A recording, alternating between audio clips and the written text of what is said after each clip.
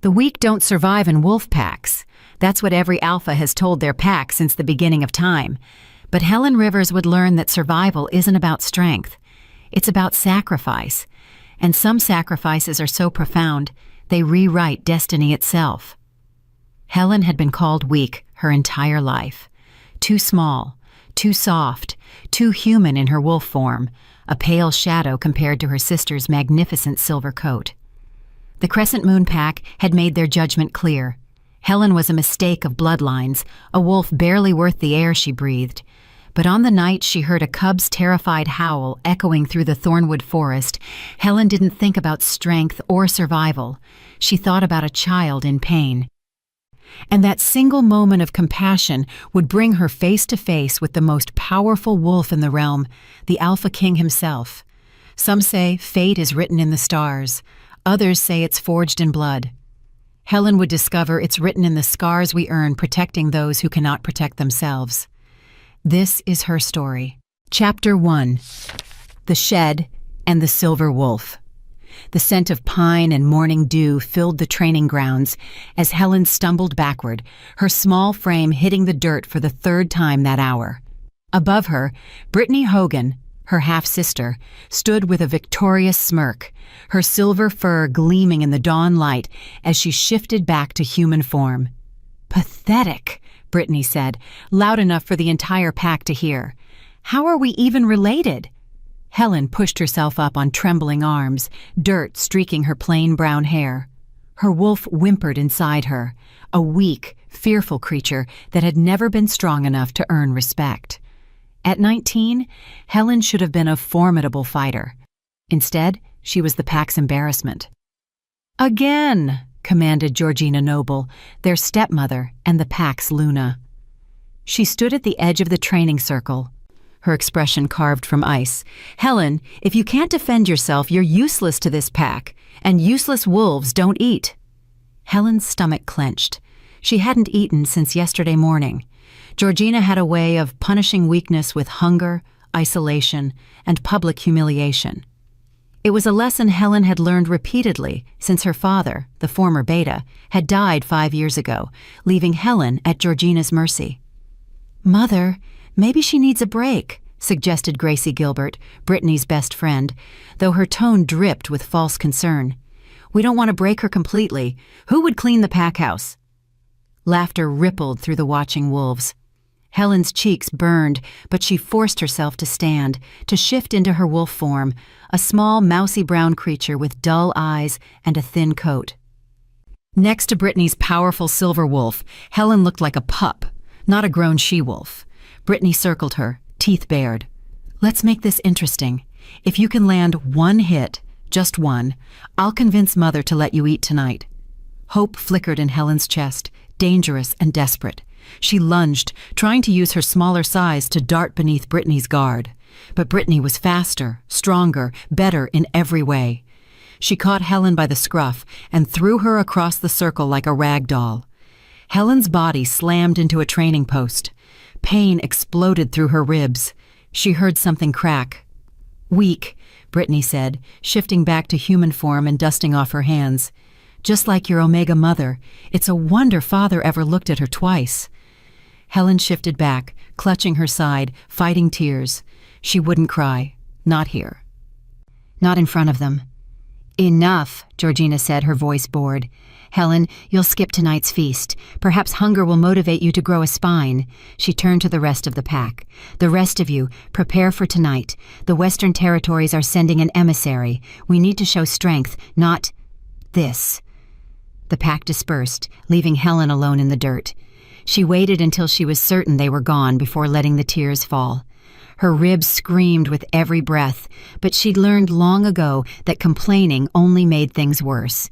The pack healer wouldn't waste supplies on her anyway. She limped toward the forest edge, toward the small, drafty shed where Georgina had forced her to sleep for the past 2 years. It wasn't fit for wolves, barely fit for storage, but Helen had made it her sanctuary. Here, at least, she was alone. Here, she could pretend she mattered.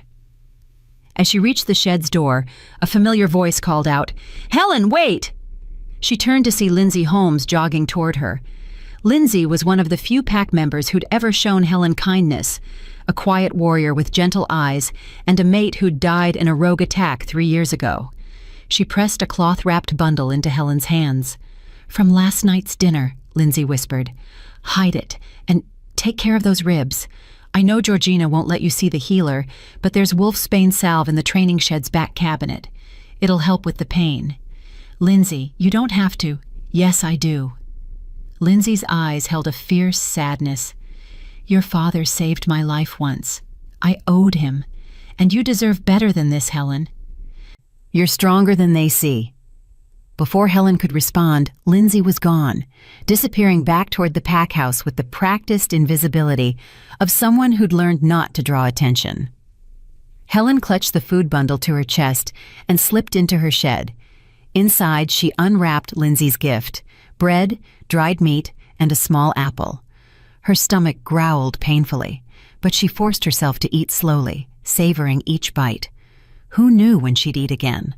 As the sun set and the sounds of the feast began, laughter, music, the rich scent of roasted meat, Helen sat alone in the darkness, holding her broken ribs and wondering, not for the first time, if running away would be better than this slow death by 1,000 cuts. But she had nowhere to go. A wolf without a pack was prey, and Helen was already the weakest wolf she knew. She closed her eyes and let exhaustion pull her under, unaware that tomorrow night everything would change. That tomorrow night she would make a choice that would bring her to the attention of the most powerful wolf in the realm. Tomorrow night, Helen Rivers would become something she'd never been before. Important. But first, she would nearly die. Chapter 2. The Cub's Cry. The next evening arrived with an unnatural stillness. Helen had spent the day in her usual routine, cleaning the packhouse floors, scrubbing dishes from the previous night's feast, and avoiding Brittany and her friends. Her ribs still ached, but the wolfsbane salve Lindsay had mentioned helped dull the worst of it. As twilight deepened into night, Helen finally finished her chores. Georgina had already retired to her chambers, and most of the pack had scattered to their evening activities, patrol shifts, training sessions, or simple recreation. Helen slipped away unnoticed, as always. She walked toward the forest edge, seeking the solitude only the trees could provide.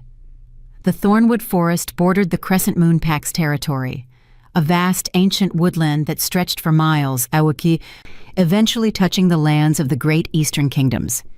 Most pack members avoided the deeper parts of the forest, especially at night. Rogues sometimes wandered through, and rogues were unpredictable, dangerous. But Helen had walked these paths 100 times. The forest had never judged her, never called her weak. Here she could breathe. She was a mile from the pack house when she heard it, a sound that froze her blood and shattered the night's peace. A cub's howl, high-pitched, terrified, and unmistakably young. Helen's wolf surged to the surface, all instinct and protective fury. She didn't think, didn't calculate the danger. She just ran, crashing through underbrush and leaping over fallen logs, following the sound deeper into the forest than she'd ever gone before. The howling grew louder, more desperate. Then she heard the snarls, adult wolves, multiple voices rough and cruel. She burst into a small clearing, and the scene before her made her heart stop. A wolf cub, no more than 4 months old, with fur as black as midnight and eyes that glowed an impossible gold, cowered against a rock formation. 3 massive rogues circled it, their scarred bodies and wild eyes marking them as the worst kind of outcasts. Rogues who'd given up their humanity along with their packs. "Little royal bastard wandered too far from Daddy," one rogue growled, his voice barely intelligible through his wolf form. "Alphaking's gonna pay good gold for his son's body." Helen's mind reeled. Alphaking? This cub belonged to Roderick Merritt, the Alphaking who ruled the Eastern Territories with absolute authority, the most powerful wolf alive. The largest rogue lunged at the cub, jaws open. Helen didn't remember shifting, didn't remember making the decision. She just knew that a child was about to die, and she was the only one here to stop it. Her small brown wolf slammed into the rogue's side, throwing him off balance. It wasn't much, she was a fraction of his size, but it was enough to interrupt his attack. 3 pairs of red eyes turned toward her. "Well, well," the lead rogue said, his laugh like gravel grinding. "A little hero. How sweet." He sniffed the air. "Crescent moon pack. Weak blood. This'll be quick." Helen positioned herself between the cub and the rogues, her legs shaking but her stance firm. The cub whimpered behind her, and she felt his small body press against her hind legs, seeking protection. "Run," she wanted to tell him. "Run while they're focused on me." But the cub didn't run. He stayed pressed against her, and Helen realized with a sinking heart that he was too young, too terrified to understand. The three rogues attacked as one. Helen fought like she'd never fought before. She used her small size to dodge and weave, her teeth finding flesh when she could. But she was one wolf against three trained killers, and the outcome was inevitable. Claws raked down her side, teeth sank into her shoulder. Pain exploded through her body as the largest rogue caught her by the throat and lifted her off the ground, shaking her like a toy. Blood filled her mouth. Her vision blurred. She heard the cub crying, felt him trying to bite at the rogue's legs with his baby teeth. No, Helen thought desperately. He has to survive. He has to. With the last of her strength, she twisted in the rogue's grip and bit down on his eye. He howled and dropped her, stumbling backward. "Forget the cub!" he roared. "Kill this bitch first!" Helen barely registered hitting the ground, barely felt the second rogue's jaws close around her back leg, crushing bone. The world became a nightmare of pain and blood and the distant sound of the cub's crying. This was it. This was how she died. At least she'd die doing something that mattered. At least one life would be saved. The lead rogue loomed over her, teeth bared for the killing blow. Then the forest exploded. A roar split the night, a sound so powerful, so primal, that even the rogues froze. The temperature dropped. The air itself seemed to bow. A wolf burst into the clearing, and Helen's fading consciousness could barely comprehend what she was seeing. This wolf was massive, easily twice the size of the largest rogue, with fur as black as the cub's, but shot through with silver markings that seemed to glow in the moonlight. His eyes were molten gold, burning with an ancient fury. The Alphaking. He moved like death itself. The first rogue died before he could even turn around, his throat torn out in a single precise strike. The second tried to run and made it 3 steps before the Alphaking's jaws closed around his spine. The lead rogue, the one who'd hurt Helen, dropped to his belly in submission, whimpering. "Mercy, Alphaking, please." "You touched my son," Roderick Merritt said, his voice carrying even through his wolf form, a rare gift of the most powerful alphas. "And you hurt the she-wolf who protected him." The rogue's eyes widened. "She's nothing, just some—" He never finished. The Alphaking's strike was quick, final. Silence fell over the clearing, broken only by Helen's labored breathing and the cub's soft whimpers.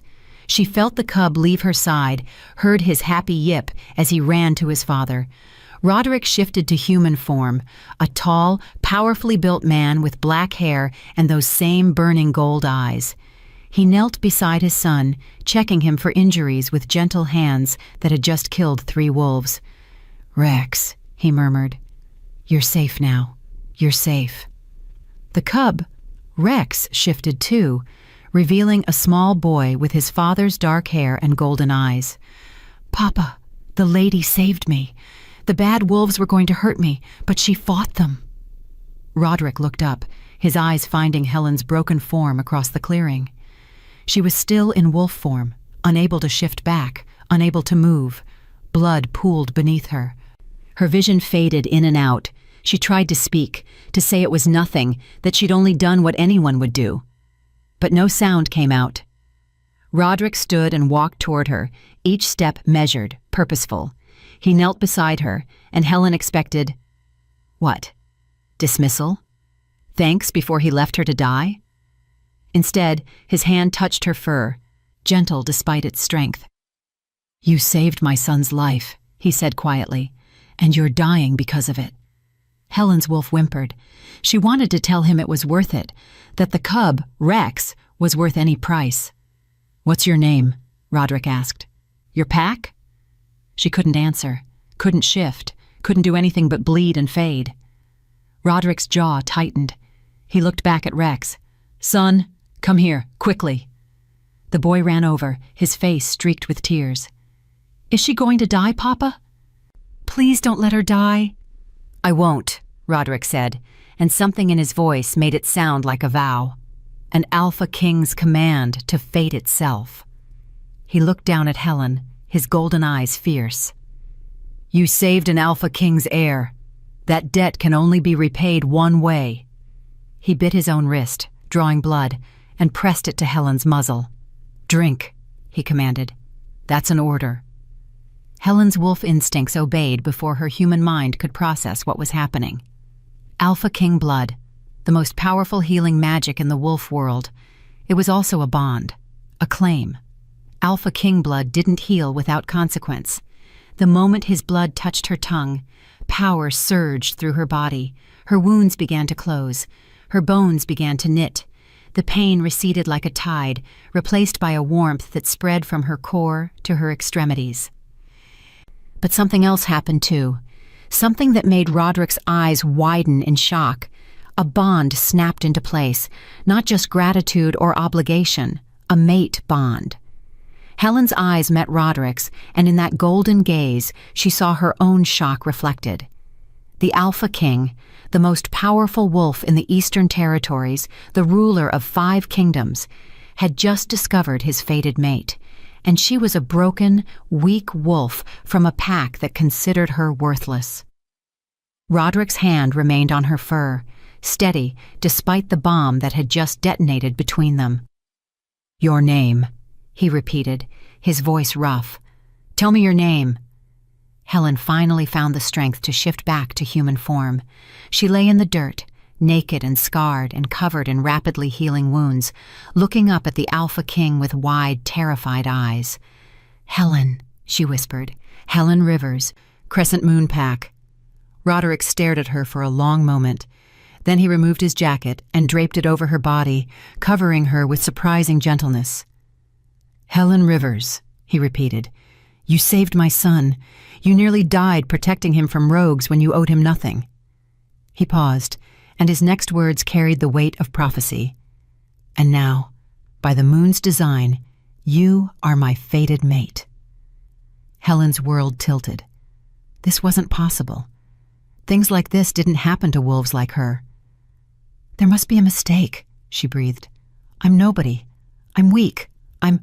"You're mine," Roderick interrupted, and the alpha command in his voice made her wolf purr despite her shock.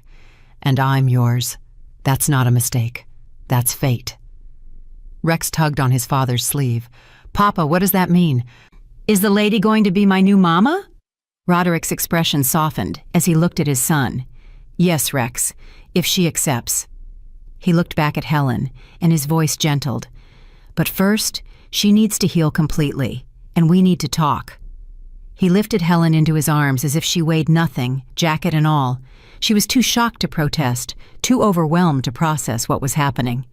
"My pack is camped 2 miles east," Roderick said. "My guards are searching for Rex. We'll meet them halfway." He looked down at her, his expression unreadable. "And then, Helen Rivers, you're going to tell me everything about your pack and why a she-wolf brave enough to fight 3 rogues alone thinks she's weak."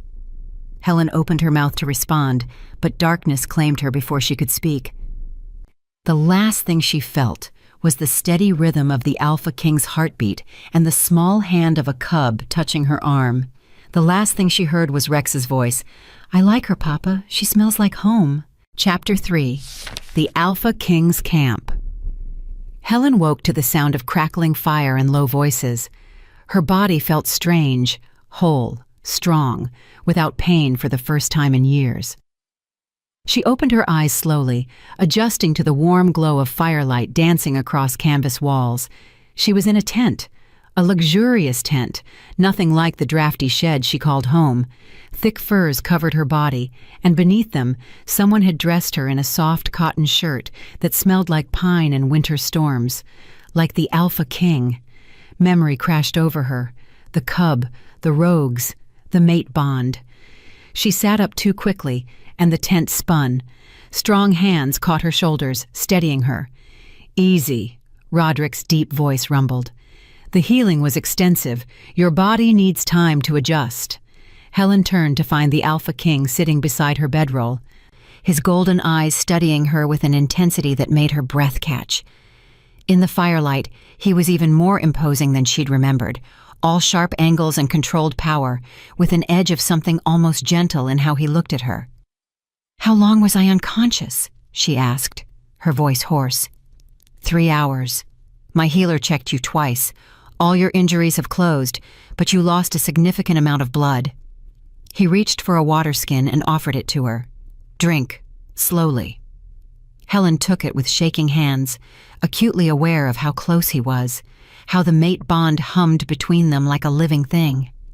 She'd heard stories of mate bonds her whole life, the instant recognition, the pull, the sense of completion. She'd never imagined experiencing it, and certainly not with an Alpha King. "Rex?" she asked after drinking. "Asleep in the next tent with his nursemaid. He asked about you 17 times before exhaustion finally claimed him." A hint of warmth entered Roderick's expression. "He wants to give you his favorite stuffed bear as a thank you gift." Despite everything, Helen smiled. "He's sweet." "He's alive because of you." Roderick's voice turned serious. "Helen Rivers of the Crescent Moon Pack, you saved my son's life. That's a debt I can never fully repay. But before we discuss what happens next, I need to understand what I saw in that clearing." Helen's smile faded. "What do you mean?" "You're not weak," Roderick said flatly. "Your wolf is small, yes, but I watched you fight 3 rogues who outweighed you by 100 pounds each. You protected my son with your body. You bit out a rogue's eye even as he was killing you. That's not weakness. That's a warrior's heart." His eyes narrowed. "So why does a warrior think she's worthless?" Helen looked down at her hands, shame creeping up her neck. "Because I am weak. I'm the smallest wolf in my pack. I can't win training matches. I can't even defend myself against my own sister." "Your sister attacked you?" The temperature in the tent dropped several degrees. "It's just training," Helen said quickly. "It's normal." "It's not normal," Roderick interrupted, his voice hard. "Tell me about your pack, Helen. And don't minimize. I'm not asking as your mate. I'm asking as the Alpha King who has jurisdiction over every pack in the Eastern Territories." So Helen told him about her father's death, about Georgina's cruelty, about Brittany's bullying and the pack's contempt, about sleeping in a shed and going hungry and being called worthless so many times she'd started to believe it. With each detail, Roderick's expression grew darker. By the time she finished, his hands were clenched into fists, and his wolf prowled behind his eyes. "Your stepmother starves you," he said, his voice dangerously quiet. "Your half-sister breaks your ribs in training. Your pack forces you to sleep in a shed. And your Alpha allows this?" "Alpha Russell doesn't involve himself in pack discipline," Helen whispered. "Georgina handles internal affairs." "Russell Crosby," Roderick said, and Helen was startled he knew her Alpha's full name. "Yes, I know him, weak-willed, more interested in politics than protecting his pack." He stood abruptly, pacing the tent like a caged predator. "This ends tonight." "What? No. You can't—" "I'm the Alpha King," Roderick said, turning to face her. "I can do whatever I wish, and what I wish is to remove you from a pack that abuses you." Helen's heart hammered. "If you interfere, they'll know I told you. They'll think I'm trying to use you." "You are going to use me," Roderick said bluntly. "Helen, we're fated mates. The moon herself chose us. That means you're under my protection now, whether you accept the bond or not." He knelt beside her again, his expression softening slightly. "I understand this is overwhelming. We've known each other for hours, but the mate bond doesn't lie.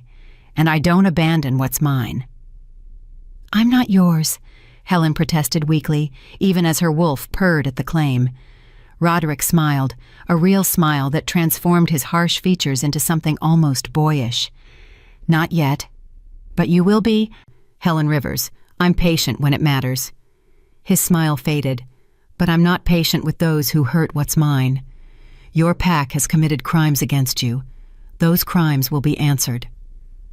"Please," Helen whispered. "I don't want to cause trouble. I just want—" She stopped, unsure what she wanted anymore. "You want to be safe," Roderick finished gently. "You want to be valued. You want to be more than the pack's punching bag."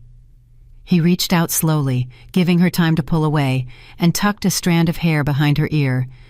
"I can give you all of that, but first, you need to decide something." "Decide what?" "Whether you're going back to the Crescent Moon Pack or coming home with me." Helen stared at him. "Home?"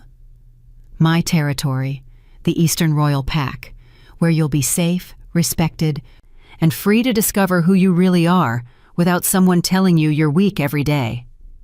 He paused. "I'm not forcing you. If you want to return to your pack, I'll take you back tomorrow. But I will be having words with Alpha Russell about his pack's treatment of you, and I will be checking on you regularly to ensure your safety." "And if I come with you?" "Then you'll live in the royal compound as my honored guest. You'll have your own quarters, access to everything you need, and time to heal, both physically and emotionally.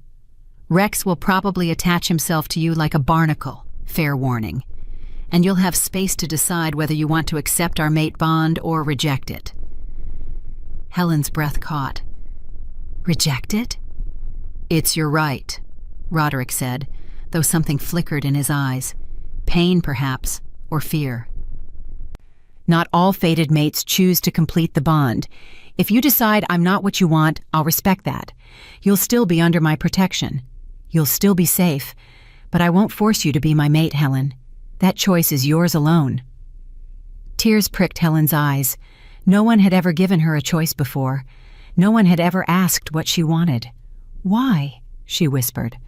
"Why are you being so kind to me?" Roderick's expression turned fierce. "Because you saved my son, because you're my mate, and because every wolf deserves to be treated with dignity, especially wolves brave enough to face death protecting children." He stood and offered her his hand. "So what's your answer, Helen Rivers? Do you go back to the shed and the hunger and the cruelty, or do you take a chance on something different?"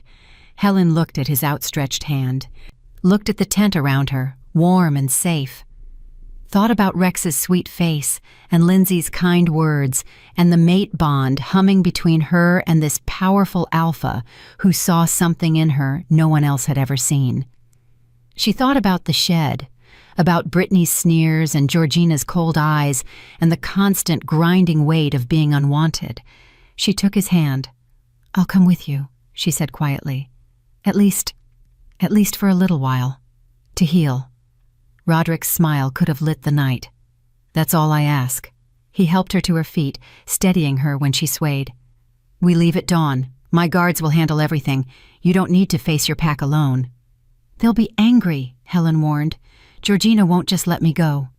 "Georgina doesn't have a choice," Roderick said, and the alpha command in his voice made Helen's wolf sit up and take notice. "You're under the protection of the Alphaking now. If she objects, she'll answer to me personally, and trust me, Helen, no one wants that." A soft knock interrupted them. "Alphaking?" a female voice called. "The young prince is asking for the lady." Roderick glanced at Helen. "Feel strong enough to meet an enthusiastic 4-year-old? Despite her fears and the enormous changes happening so fast, Helen found herself smiling. "Yes." He led her to the neighboring tent, where Rex sat on a pile of cushions, clutching a battered stuffed bear. When he saw Helen, his face lit up like the sun. "Lady Helen!" He scrambled toward her, and Roderick caught him before he could tackle her. "Gently, Rex. She's still healing." "Sorry, Papa." Rex approached more carefully, holding out the bear. "This is Mr. Humphrey. He's very brave. He helps me when I'm scared. I thought maybe he could help you too?" Helen knelt down, ignoring the slight pull in her still healing muscles, and accepted the bear with the reverence it deserved. "He's wonderful, Rex." "Thank you." "You're really brave," Rex said seriously. "You're the bravest person I ever met, even braver than Papa, and he's the Alpha King." "I don't know about that," Helen said, glancing at Roderick with a small smile. "It's true," Rex insisted. Papa says you fought the bad wolves even though you were scared. That's what brave means. Doing the right thing even when you're scared. Helen's throat tightened. She looked at Roderick, who watched them with an expression she couldn't quite read. Your papa is a very smart man, she said softly. I know, Rex agreed. And now you're going to come live with us. Papa told me. You're going to be my new mama, and we'll have so many adventures and— Rex, Roderick interrupted gently. Remember what we discussed. Helen is our honored guest first. She needs time. But she's your mate, Rex protested. You said the moon chose her for us. The moon chose her for me, Roderick corrected. But Helen has to choose us back. That takes time. Rex considered this, then looked at Helen with those earnest golden eyes. Will you choose us? Please? I promise I'll be good. And Papa's really nice once you get to know him. He's only scary to bad people. Helen's heart cracked open. I promise to think about it very carefully, she said. Is that okay? Rex nodded solemnly. Okay. But while you're thinking, you should know Papa makes the best pancakes, and he tells really good bedtime stories, and he gives the best hugs. Those are important things for mamas to know. Rex, Roderick said, but he was smiling. Bed, now. Yes, Papa. Rex threw his arms around Helen's neck in a quick hug, then scrambled back to his cushions. Good night, Lady Helen. Thank you for saving me. Good night, Rex, Helen whispered. Outside the tent, under a sky full of stars, Roderick walked Helen back to her tent. The camp around them was quiet, guards posted at careful intervals, the fire banked low. He's already attached to you, Roderick observed. Rex doesn't trust easily. His mother died when he was an infant. He doesn't remember her. I'm sorry, Helen said softly. So am I. She was a good woman. We weren't mates. It was a political alliance. But we cared for each other. When she died in childbirth, I swore I'd never take another mate unless the moon chose her for me. He looked at Helen. And then you appeared in that clearing, broken and bleeding, and still fighting, still protecting my son. And the bond snapped into place like it had been waiting for exactly that moment. Do you believe in fate? Helen asked. I do now, Roderick said simply. Get some rest, Helen. Tomorrow we travel to the Eastern Royal Pack. Your life changes tomorrow. It already changed, Helen murmured. The moment I heard Rex cry. Roderick's hand touched her cheek, gentle and warm. Then tomorrow it changes again. For the better this time. I promise you that. He left her at the tent entrance, and Helen ducked inside, clutching Rex's bear to her chest. She lay down on the furs, surrounded by warmth and safety she'd never known, and let herself imagine, just for a moment, what it might be like to be chosen, to be wanted, to be someone's mate, to be the Alphaking's queen. Sleep claimed her with dreams of golden eyes and a cub's laughter and a future she'd never dared to hope for. But in the Crescent Moon Pack territory, miles away, Georgina Noble stood at her window, watching the forest where her stepdaughter had disappeared, and she was planning. Chapter 4. The Reckoning. Dawn broke cold and gray over the Thornwood forest. Helen woke to the sound of the camp stirring, guards breaking down tents, horses being saddled, the efficient movements of a royal entourage preparing to depart. She dressed in the clothes someone had left for her, simple traveling leathers that fit surprisingly well, and boots that were worn but sturdy. So different from the threadbare dresses Georgina had allowed her. When she emerged from the tent, Roderick was waiting, already dressed in dark riding clothes with his Alphaking insignia, a silver wolf beneath a crown, embroidered on his chest. You slept? He asked. Better than I have in years, Helen admitted. Good. He gestured to a smaller figure beside him, a woman with kind eyes and graying hair. This is Marcia Maynard, Rex's nursemaid and my most trusted advisor. She'll accompany you in the carriage with Rex. Marcia smiled warmly. It's an honor to meet you, my lady. The young prince hasn't stopped talking about you since he woke. I'm not a lady, Helen protested. Just Helen. You're the Alphaking's mate, Marcia said gently. That makes you a lady, whether you claim the title or not." Before Helen could respond, Rex came bounding over, his energy infectious despite the early hour. "Lady Helen, are you riding in the carriage with me? I can show you my favorite books, and Marcia packed cookies." Helen couldn't help but smile. "I'd love that." Roderick's expression softened as he watched them. "We have one stop to make before we leave this territory," he said, his tone shifting to something harder. "Your pack house. I'll be brief, but I need you to come with me. You don't have to speak. Just stand beside me. Can you do that?" Helen's stomach nodded. "You're really going to confront them?" "I'm going to make it clear that you're under my protection. That's not negotiable, Helen." His golden eyes held hers. "They need to understand that touching you now means answering to me. And they need to see you standing beside the Alpha King, so there's no question of your status." "They'll hate me even more," Helen whispered. "They already mistreated you. Their opinion no longer matters." He offered his hand. "Trust me?" Helen looked at his hand, steady, strong, offering protection she'd never had. Slowly she took it. "I'll try." The Crescent Moon pack house came into view an hour later, a sprawling wooden structure that had been Helen's prison for 5 years. Pack members were already gathering in the courtyard, drawn by the unmistakable presence of the Alpha King's entourage. Royal guards in silver and black, banners bearing the crown and wolf, and Roderick himself, radiating authority. Alpha Russell Crosby stood on the pack house steps, flanked by Georgina and Brittany. Russell was a heavy-set man with thinning hair and nervous eyes. Beside him, Georgina looked like carved ice, beautiful and cold, her silver blonde hair perfectly arranged. Brittany stood slightly behind her mother, confusion and wariness on her pretty face.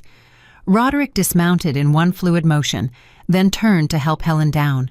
His hand on her waist was possessive, deliberate. The message was clear to everyone watching.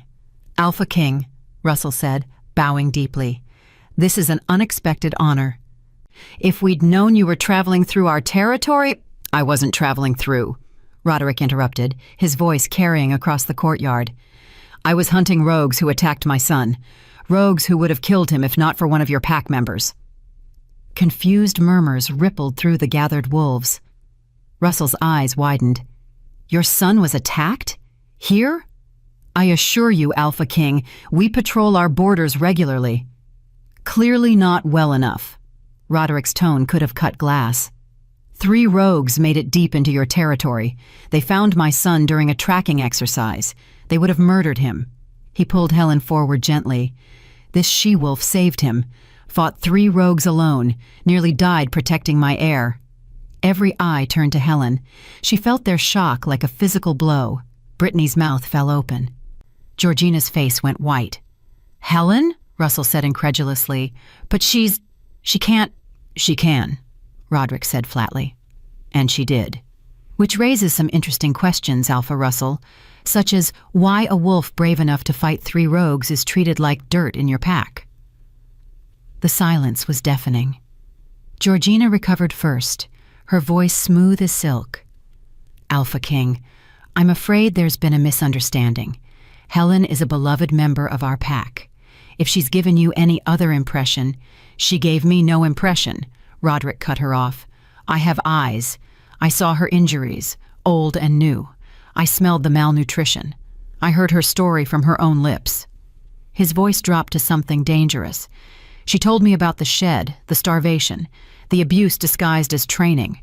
Russell's face went from confused to alarmed. Georgina's— "What is he talking about?" "Nothing, dear," Georgina said quickly.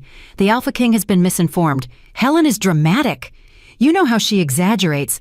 "I don't exaggerate," Helen heard herself say. Every head swiveled toward her. Her voice shook, but she forced the words out.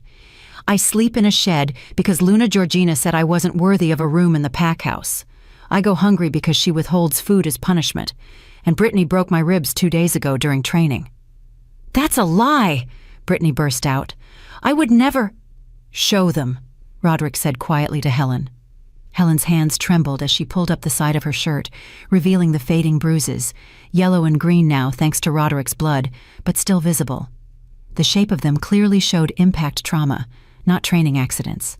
The pack gasped. Russell's face went red. "Georgina."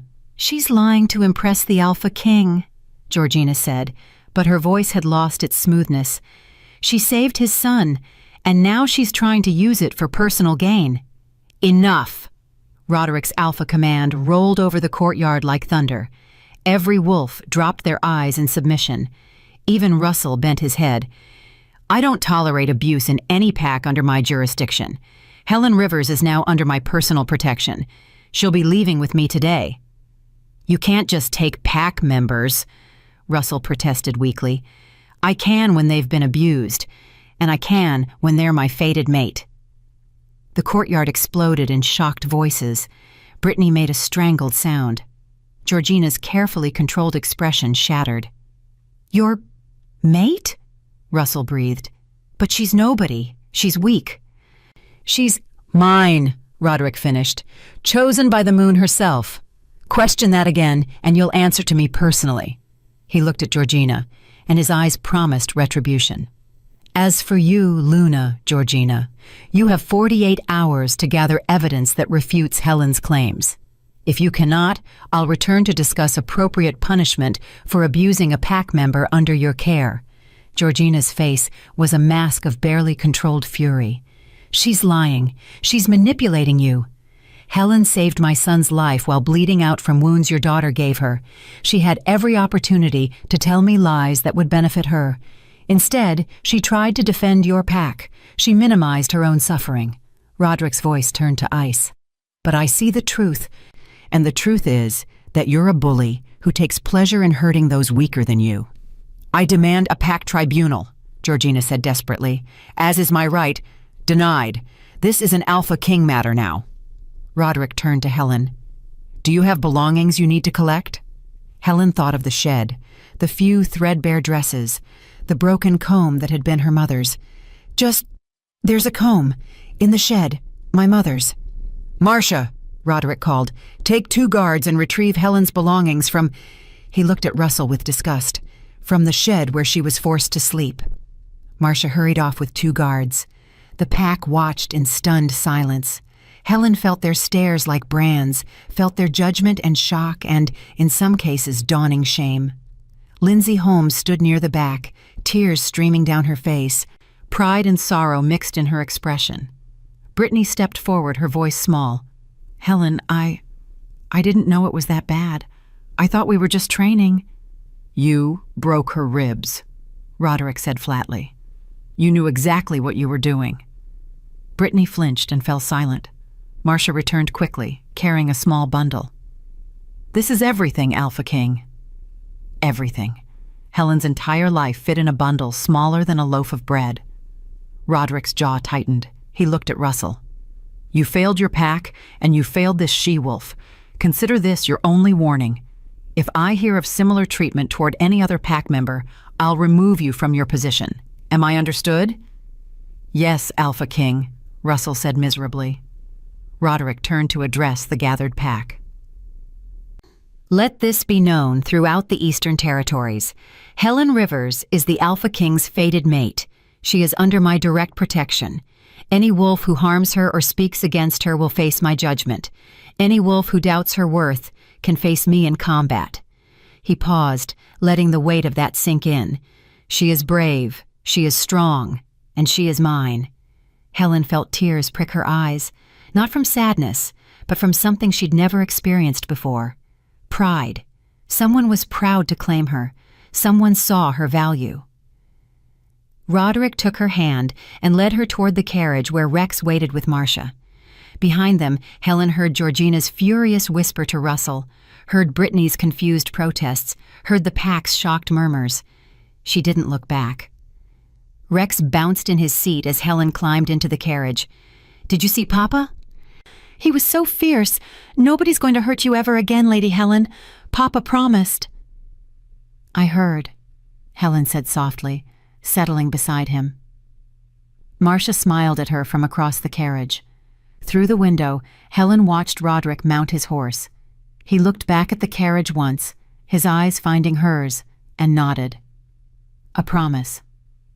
Then the entourage began to move, carrying Helen away from the only home she'd ever known, a home that had never wanted her, and towards something new, something terrifying and impossible and full of potential.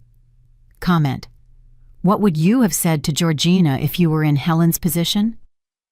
As the crescent moon pack house disappeared behind trees, Helen felt something loosen in her chest, something that had been tight and painful for 5 years.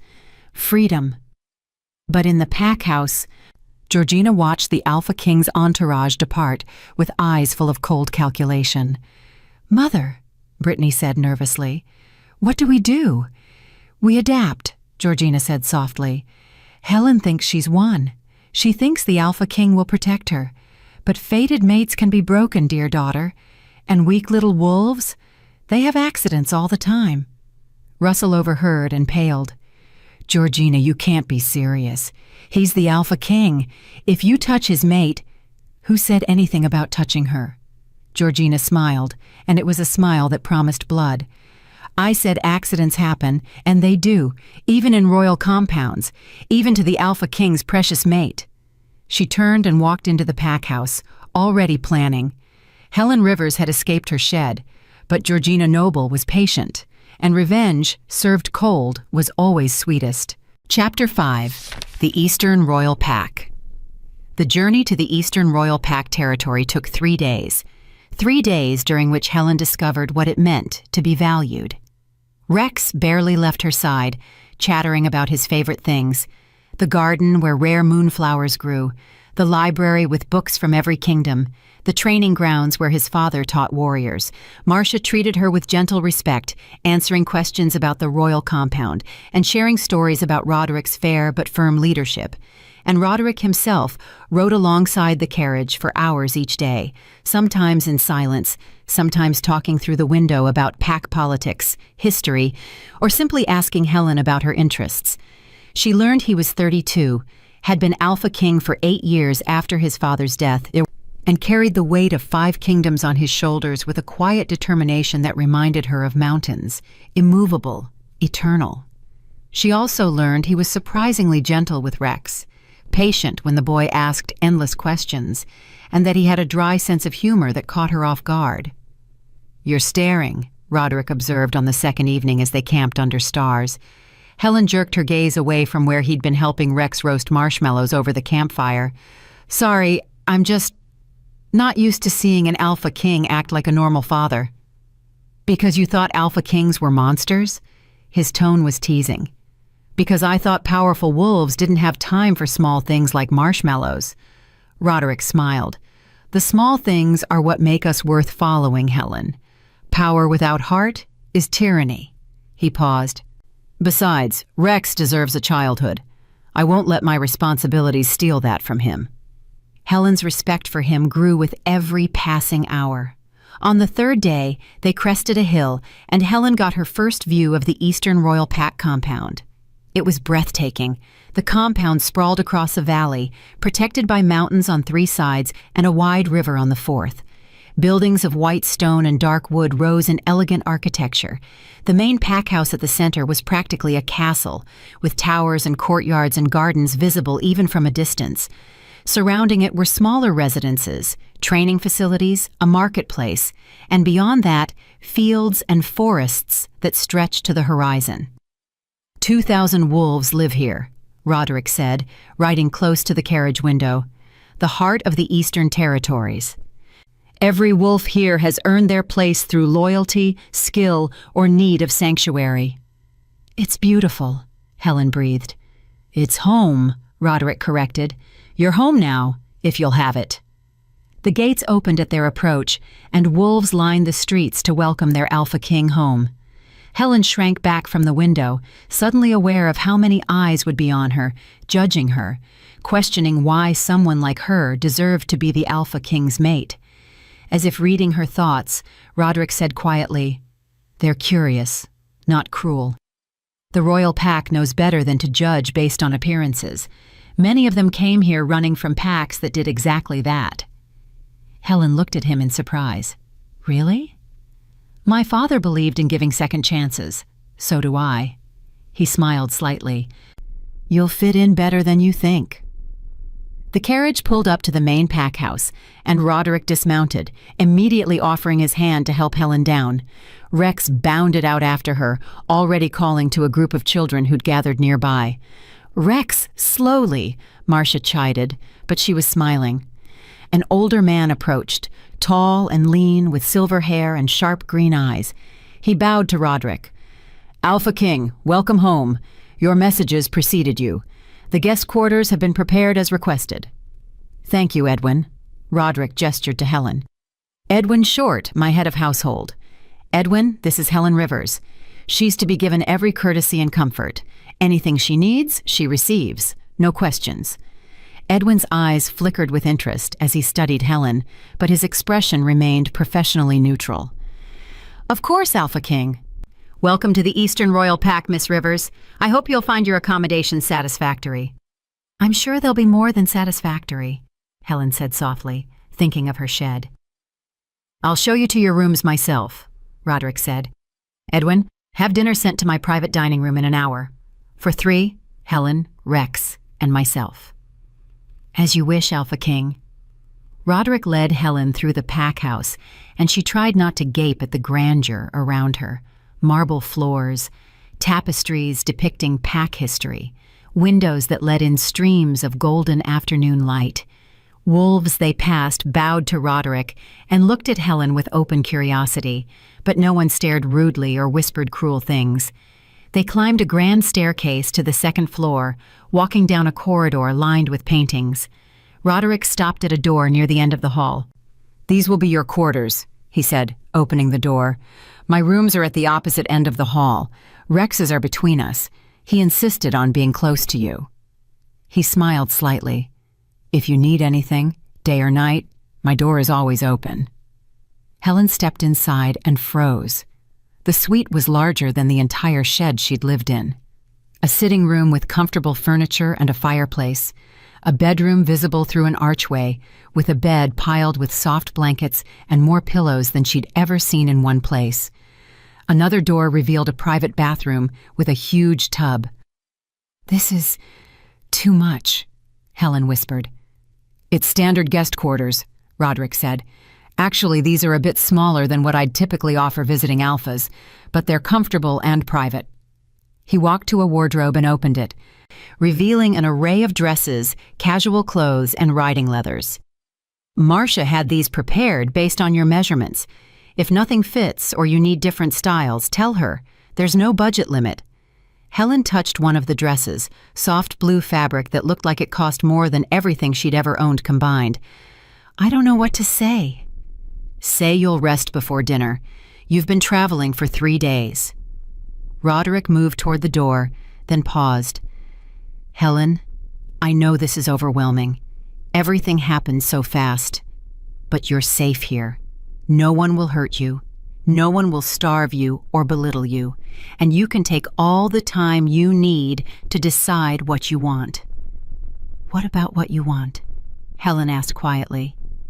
Roderick's expression softened. I want you to be happy.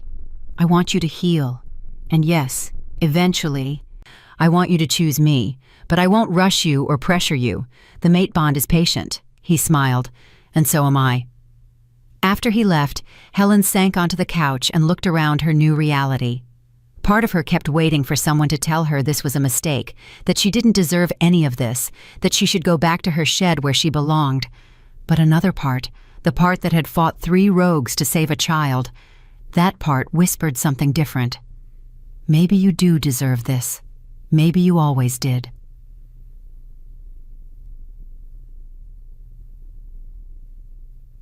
Dinner that evening was an intimate affair in Roderick's private dining room, a smaller space with a table that could seat 8, but felt cozy with just the 3 of them. Rex chattered throughout the meal, telling Helen about all the places he wanted to show her tomorrow.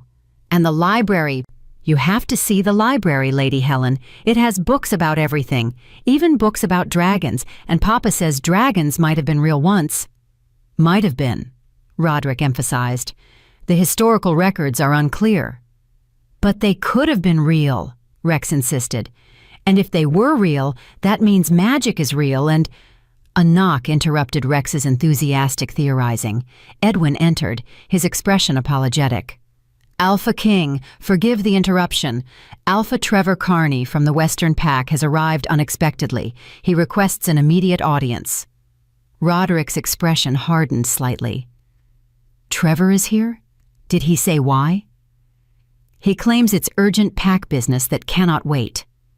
Roderick looked at Helen, frustration flickering across his face. I apologize. This shouldn't take long. Trevor tends toward drama. Edwin, please see that Helen has everything she needs. Of course, Alphaking. After Roderick left, Rex looked at Helen with serious eyes. Alpha Trevor is mean. He always wants Papa to do things that make Papa angry. Rex, Marcia said gently, that's not appropriate conversation. But it's true. Last time he visited, he said Papa should— Rex stopped, glancing at Marcia's warning look. Never mind. Helen filed that information away, curious but not wanting to push. She was still learning the dynamics of this new world. After dinner, Marcia helped Rex get ready for bed, and Helen returned to her quarters. She drew a bath, a luxury she'd rarely experienced, and soaked in hot water until her muscles finally relaxed. She'd just finished dressing in a nightgown from the wardrobe when a soft knock came at her door. Helen? It's me, Roderick's voice called. Are you decent? Yes, Helen called back, tying a robe over the nightgown. Roderick entered, looking tired and frustrated. I apologize for abandoning you on your first night here. Trevor was difficult. Is everything all right? Pack politics, Roderick said dismissively. Nothing for you to worry about. He studied her. You look more relaxed. I had a bath, Helen admitted. A real bath in a real tub. It's been years since— She stopped, embarrassed. Since you had basic comforts, Roderick finished gently. You don't have to hide what you went through, Helen. Not from me. He moved closer, his voice dropping. I meant what I said. You're safe here. No matter what happens, no matter what choices you make about our bond, you have a home in the Eastern Royal Pack. Why? Helen whispered. Why are you so kind to me? I saved Rex, yes, but you've already repaid that debt 100 times over. You could have taken me somewhere safe and left me there. You didn't have to bring me here. Didn't have to— You're my mate, Roderick interrupted. Did you think I'd just abandon you somewhere? Hand you off to another pack and walk away? He reached out slowly, giving her time to pull back, and cupped her face gently. Helen, the mate bond isn't just about obligation. It's about recognition. My wolf knew you the moment I laid eyes on you in that clearing. Knew you were brave and strong and everything I'd ever looked for, and every moment since then has only confirmed what the moon already showed me. I'm not brave, Helen protested weakly. You fought 3 rogues alone. I was terrified. Which makes it braver, Roderick said. Courage isn't the absence of fear, Helen. It's acting despite it. You were terrified and broken and bleeding, and you still put yourself between my son and death. That's the definition of brave. Tears spilled down Helen's cheeks. She'd spent so long being told she was worthless that hearing the opposite felt almost painful. Roderick wiped her tears with his thumbs, his touch impossibly gentle for such powerful hands. I know it's hard to believe after years of cruelty, but I promise you, Helen, I'll spend however long it takes proving to you that you're worth everything. Worth protecting, worth choosing, worth loving. The word hung between them like a promise. You barely know me, Helen whispered. Then let me know you, Roderick said simply. Let me court you properly. Let me show you what it means to be cherished instead of tolerated. He smiled slightly. Let me take you on dates where I make awkward conversation, and Rex probably tags along asking if we're married yet. Despite everything, Helen laughed. He does seem very invested in this. He wants a mother who'll actually care about him. His biological mother died before he could know her. And every woman I've considered for political reasons has seen him as an obstacle, not a gift." Roderick's expression turned fierce. "You saw a child in danger and nearly died saving him. You looked at my son and saw someone worth protecting. That alone would have made me willing to give you anything. The fact that you're also my fated mate? That's just the moon confirming what I already felt the moment you put yourself between him and those rogues." Helen's heart thundered. "I don't know how to be an Alpha King's mate. I don't know pack politics or how to act at royal events or—" "You'll learn. I'll teach you. And honestly," Roderick smiled, "I don't need someone who knows politics. I have advisors for that. I need someone real. Someone who'll challenge me when I'm wrong, support me when I'm right, and love my son like he's their own. Everything else is just window dressing." "This is happening so fast," Helen breathed. "I know. And I'm not asking you to decide anything tonight. I'm just asking you to stay, to give us a chance." He stepped back, giving her space. "Sleep well, Helen. Tomorrow, Rex will probably drag you all over the compound. Fair warning. He's been planning your tour for 2 days." At the door, he paused and looked back.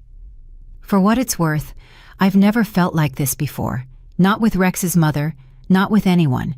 The mate bond is intense. But it's not just that. It's you.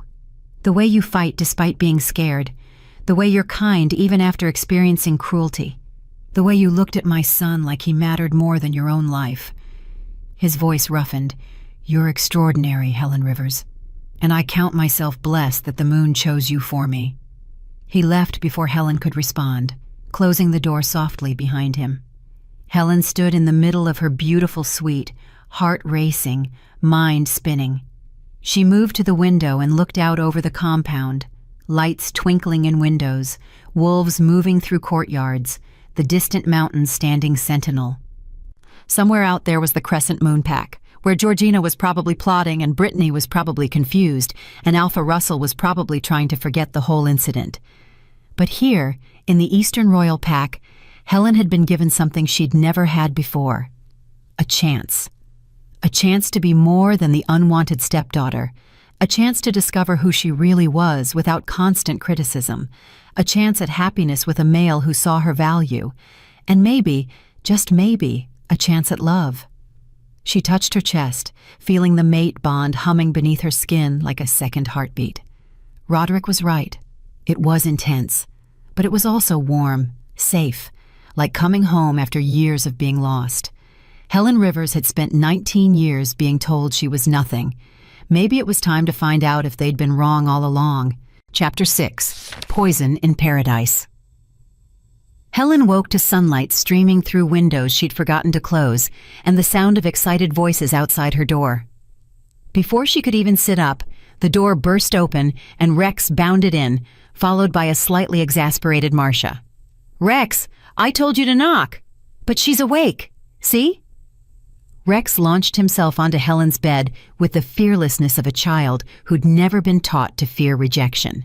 "Good morning, Lady Helen. Papa said I could show you the compound today if you want. Do you want? Please say yes." Helen couldn't help but smile at his enthusiasm. "Good morning, Rex. And yes, I'd love a tour." "Excellent." Rex bounced off the bed. "Wear the green dress. Papa says green makes your eyes look pretty." Marcia's eyebrows rose slightly, amusement dancing in her expression. "The Alpha King said that." "Did he?" Rex nodded vigorously. "Last night after dinner, he told Edwin that Helen has really pretty eyes and the green dress would—" He stopped, suddenly looking uncertain. "Was that a secret? Papa says I'm not supposed to tell secrets." "It's all right, young prince," Marcia said gently. "Now come, let's allow Lady Helen to dress in private. We'll wait in her sitting room." After they left, Helen moved to the wardrobe and found the green dress Rex had mentioned, a simple but elegant design in deep emerald that indeed brought out the green in her hazel eyes. She'd never owned anything so beautiful. She dressed carefully, braided her hair, and emerged to find Rex bouncing in his seat and Marcia reading a book. "You look beautiful," Rex announced. "Papa's going to think so too. He's meeting us for breakfast in the main dining hall." Helen's stomach fluttered nervously. The main dining hall? With the whole pack? It's tradition, Marcia explained. The Alpha King takes breakfast with his pack 3 times a week. It helps maintain connection with his wolves. But don't worry, you'll sit at the high table with Roderick and Rex. No one will bother you. The dining hall was indeed massive, able to seat hundreds of wolves at long tables that stretched the length of the room. When Helen entered with Rex and Marcia, conversation quieted as curious eyes turned toward them. But true to Marcia's words, no one stared rudely or whispered cruelly, just open curiosity about the she-wolf who'd arrived with their Alpha King. Roderick stood from the high table and smiled when he saw her. "Helen, you look lovely. Please, sit." He pulled out a chair beside his own, and Helen sat, very aware of how many wolves were watching this interaction. Rex climbed into the chair on her other side, chattering about all the places he wanted to show her. Throughout breakfast, which was a feast compared to what Helen was used to, wolves approached the high table to speak with Roderick about pack business.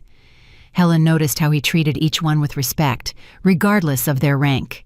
A young warrior nervous about her first solo patrol received encouragement. An elder concerned about his grandson's behavior received thoughtful advice. A mother worried about her daughter's upcoming mating ceremony received reassurance and offers of help. This was an Alpha King who knew his wolves, who cared about them beyond their utility. "You're doing it again," Roderick murmured beside her. "Doing what?" "Watching me like I'm a puzzle you're trying to solve." Helen felt heat creep up her neck. "Sorry.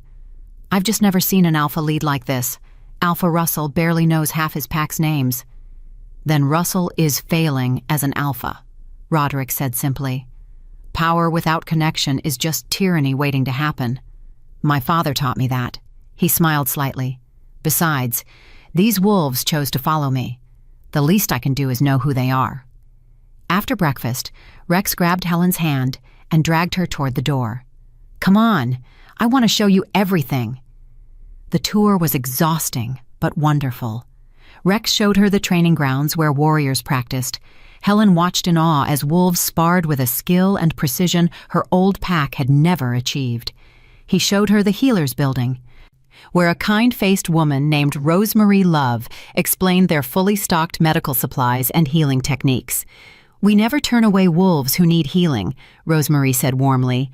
"Alpha King's orders. Health is a right, not a privilege." The library was Rex's favorite stop, a massive building filled with more books than Helen had ever seen. Rex immediately started pulling volumes off shelves, explaining what each one was about, with the enthusiasm of someone who'd been read to extensively. "Papa reads to me every night," Rex said proudly, "even when he's really busy. He says stories are important." Helen felt her heart squeeze. This powerful Alpha King made time every night to read bedtime stories to his son. They visited the gardens next, where moonflowers grew in impossible abundance, silver blooms that supposedly only thrived under direct moonlight, but somehow flourished here during the day. "The moon goddess blessed these grounds," an elderly gardener explained when he saw Helen's wonder. "When the first Alpha King built this compound, he prayed for the moon's favor. She answered by making the moonflowers grow year-round. It's a sign that this pack has her blessing." As they walked through rows of silver blooms, Helen noticed Roderick approaching with another man, tall and broad with sandy hair and a smile that didn't quite reach his eyes. This must be Alpha Trevor Carney, the Western pack leader Rex had called mean. "Helen," Roderick called, "I'd like you to meet Alpha Trevor of the Western Pack. Trevor, this is Helen Rivers, my fated mate." Trevor's eyes swept over Helen, assessing and dismissive in the same glance. "Charming to meet you, Miss Rivers. You'll forgive me if I'm surprised. Roderick's fated mate was not what I expected." The words were polite, but the tone carried an edge. Helen felt herself shrinking, old habits of making herself small resurfacing. But Roderick's hand settled on her lower back, warm and grounding. "Helen saved my son's life by fighting 3 rogues alone. She's brave, strong, and everything I could want in a mate. Your expectations are irrelevant, Trevor." Trevor's smile tightened. Of course, I meant no offense. I'm simply surprised. I'd heard rumors you were considering Luna Graciela Kirby from the Southern Pack. A strategic alliance between your territories would have been beneficial. I don't need strategic alliances. I need my mate, Roderick said flatly. Was there something you needed, Trevor? Or did you interrupt my morning to insult Helen? Actually, I came to request a private word about the rogue problem in the Western Territories. Trevor glanced at Helen. Pack business. Nothing your guest needs to concern herself with. Helen felt the dismissal like a slap.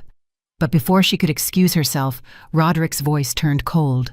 Helen is my fated mate, not my guest, and she'll be Luna of the Eastern Royal Pack once she accepts our bond. That makes pack business her concern. He looked at Trevor with barely concealed irritation. But I'll grant you 5 minutes. Rex, stay with Helen and Marcia. I'll return shortly. As Roderick walked away with Trevor, Rex slipped his hand into Helen's. Don't listen to Alpha Trevor. He's always mean. Papa says he's jealous because the Western Pack isn't as strong as ours. Rex, Marcia warned gently, pack politics. But it's true, Rex protested. Helen squeezed his hand gently. It's all right, Rex. I'm okay. But she wasn't okay. Trevor's words, and the way he'd looked at her like she was something beneath notice, had stirred up all the old feelings of inadequacy. She was just a weak wolf from a small pack.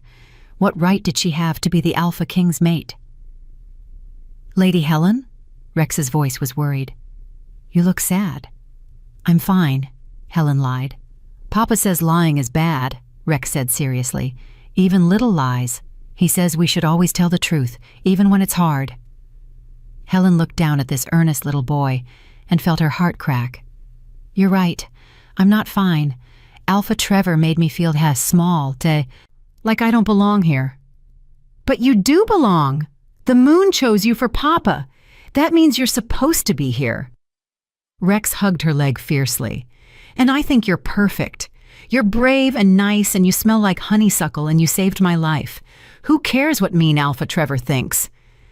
Despite herself, Helen smiled. You're very wise for 4 years old. Papa says wisdom isn't about age. It's about listening and learning. Rex brightened.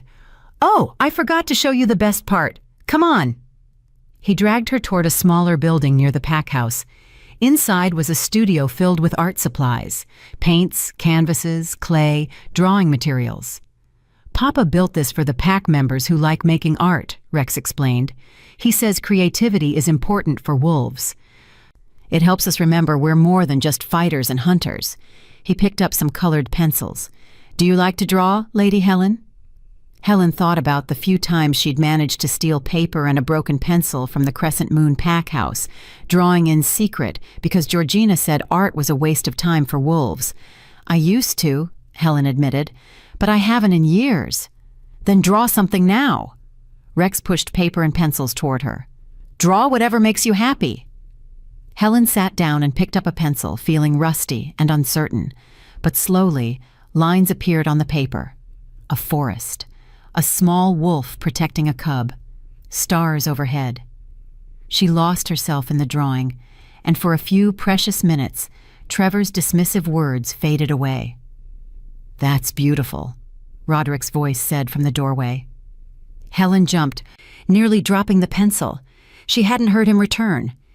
It's nothing, just scratches. Roderick walked over and studied the drawing. It's the night we met.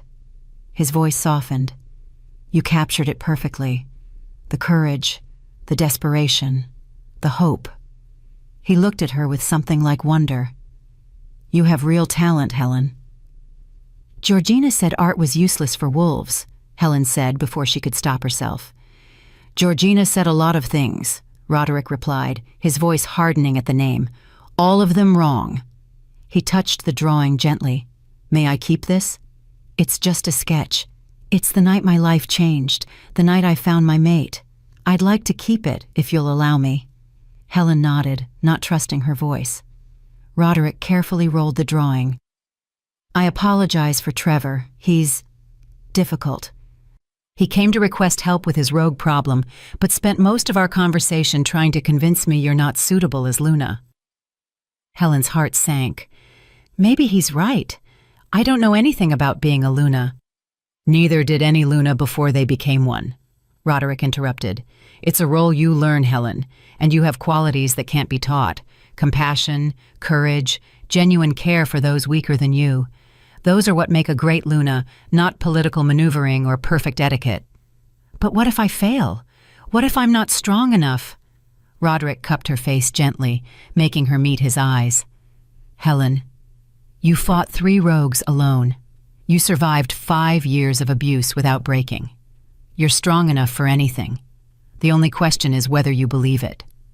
Before Helen could respond, a guard burst into the studio, breathing hard. Alphaking, urgent news from the border. A messenger from the Crescent Moon Pack has arrived. Luna Georgina is demanding Helen's immediate return. The temperature in the room dropped. Roderick's expression turned deadly. Demanding? He repeated softly. She claims Helen was taken against her will, that as Helen's guardian, she has legal right to retrieve her. The guard looked uncomfortable. She's also threatening to file a formal complaint with the Council of Alphas. Helen felt ice flood her veins. The Council of Alphas, the governing body that oversaw disputes between packs. If Georgina filed a complaint, there would be a hearing, evidence, testimony, and Helen would have to face them all again. She can't do that, Rex said, his voice small and scared. Lady Helen chose to come with us. She's not going back there. Roderick's jaw was tight with barely controlled fury. No, she's not. Helen is under my protection. Georgina has no authority here. He looked at Helen, and his voice gentled. I won't let them take you back. I promise. But the council can file whatever complaints they want. I'm the Alpha King, and I say you stay. His golden eyes burned with determination. Trust me, Helen, I won't let her hurt you again. But as Helen looked at the fear on Rex's face and the fury on Roderick's, she realized something terrible. By coming here, by accepting Roderick's protection, she'd brought trouble to the one place that had shown her kindness. Georgina wasn't going to let her go peacefully, and now the Eastern Royal Pack, now Rex and Roderick, were caught in the crossfire. Helen had escaped her shed, but she'd dragged her chains with her, and Georgina Noble was very, very good at using chains to strangle hope. Chapter 7. The Challenge. The council chamber in the Eastern Royal Pack House was imposing. High ceilings, stone walls carved with the history of past Alpha Kings, and a massive table where Roderick now sat with his most trusted advisors. Helen stood near the back of the room, feeling small and out of place despite the beautiful green dress. Georgina's messenger, a wiry male named Jeff Berger, who'd always been one of her loyal followers, stood before the table, holding an official scroll bearing the Crescent Moon Pack seal. Luna Georgina Noble formally requests the return of Helen Rivers, ward of the Crescent Moon Pack, who was removed from Pack territory without proper authorization, Jeff recited in a bored tone. Furthermore, she wishes to inform the Alpha King that if Helen is not returned within 7 days, Luna Georgina will file a formal complaint with the Council of Alphas, citing Pack member abduction and illegal interference in internal Pack matters. Silence filled the chamber. Helen could feel the tension radiating off Roderick like heat from a forge. Ward? Roderick repeated, his voice dangerously soft. Helen is 19 years old. She's not a child requiring guardianship. Luna Georgina assumed legal guardianship after Helen's father died, Jeff said with a slight smirk. As Helen never formally challenged that guardianship or declared herself independent, she remains under Luna Georgina's authority until she either finds a mate or reaches 21 years of age. Helen's heart sank. She hadn't known about the guardianship extension, hadn't realized Georgina had that kind of legal hold over her. Edwin Short, who'd been reviewing the scroll, looked up with a grim expression.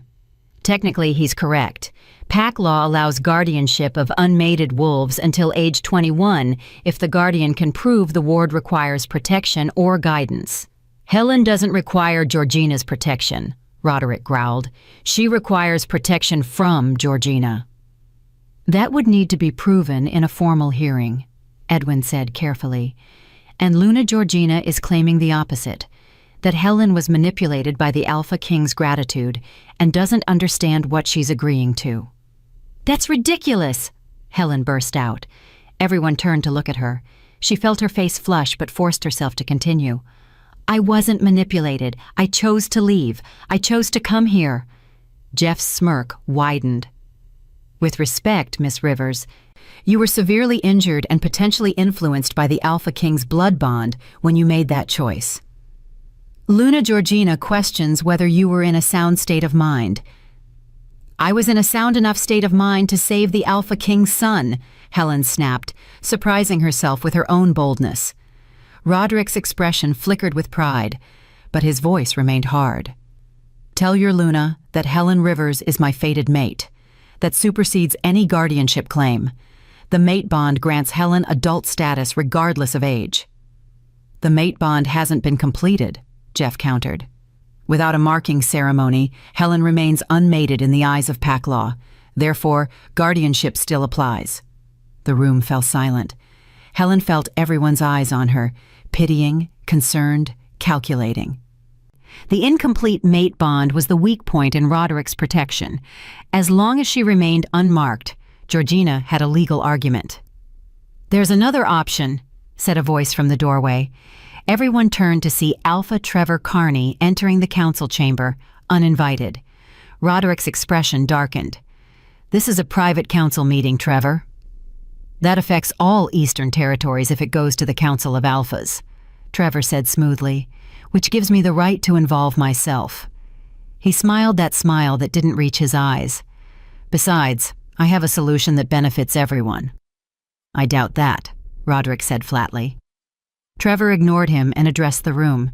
The issue is Helen's incomplete mate bond and her guardianship status. Both problems disappear if she formally rejects the mate bond and returns to her pack voluntarily. No, Roderick and Helen said simultaneously. Trevor raised his eyebrows. Hear me out. Helen returns to the Crescent Moon Pack, publicly declares the mate bond was a misunderstanding, and remains there until she's 21, just 2 more years. At that point, she's legally independent and can choose to return to Alpha Roderick if she wishes. Luna Georgina gets her ward back, the Council of Alphas doesn't get involved, and everyone avoids a scandal. Except Helen, Roderick snarled. Who goes back to sleeping in a shed and being starved and abused? Luna Georgina has assured me that Helen will be treated with full pack member privileges if she returns willingly, Trevor said. No more shed, no more restricted food. She'll even get her own room in the pack house. And you believe Georgina's promises? Roderick's voice dripped with contempt. I believe avoiding a council hearing is in everyone's best interest, Trevor replied. These hearings are messy. They open up packs to scrutiny. Sometimes they uncover things alphas would rather keep private. His gaze swept the room meaningfully. I'm sure the Eastern Royal Pack has nothing to hide, but the process itself is damaging to reputation, to stability, to future political alliances. Helen suddenly understood. Trevor wasn't trying to help. He was threatening. If this went to a hearing, he'd use it to damage Roderick's reputation somehow, find some weakness to exploit. Get out, Roderick said, his voice absolutely cold. You have no authority here, Trevor. And if you think you can threaten me into giving up my mate, you've forgotten who you're dealing with. I'm not threatening, Trevor said, though his smile suggested otherwise. I'm offering friendly advice. But if you insist on fighting this battle, be prepared for the consequences. The council will ask questions about Helen's injuries, about how quickly you claimed her, about whether an Alpha King should be taking mates from subordinate packs without proper courtship protocols. Courtship protocols? Roderick was on his feet now, power radiating from him in waves. She's my fated mate. There are no protocols for bonds the moon creates. The council may disagree, Trevor said calmly, but I'm sure you'll handle it well.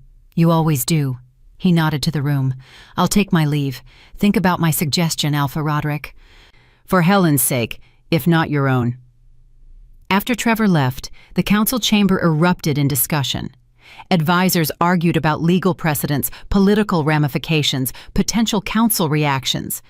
Helen felt dizzy trying to follow it all. Finally, Roderick raised his hand, and silence fell immediately. Enough. Here's what's going to happen. Helen stays. I don't care what legal gymnastics Georgina attempts. She's not getting Helen back. If she files with the council, we'll fight it. And we'll win. Alphaking, Edwin said carefully. The council hearing could take months. During that time, they might require Helen to return to her original pack pending resolution. It's standard procedure in guardianship disputes. Then we make it not a guardianship dispute, Roderick said. He turned to Helen, his golden eyes intense. There's one way to make this all go away instantly.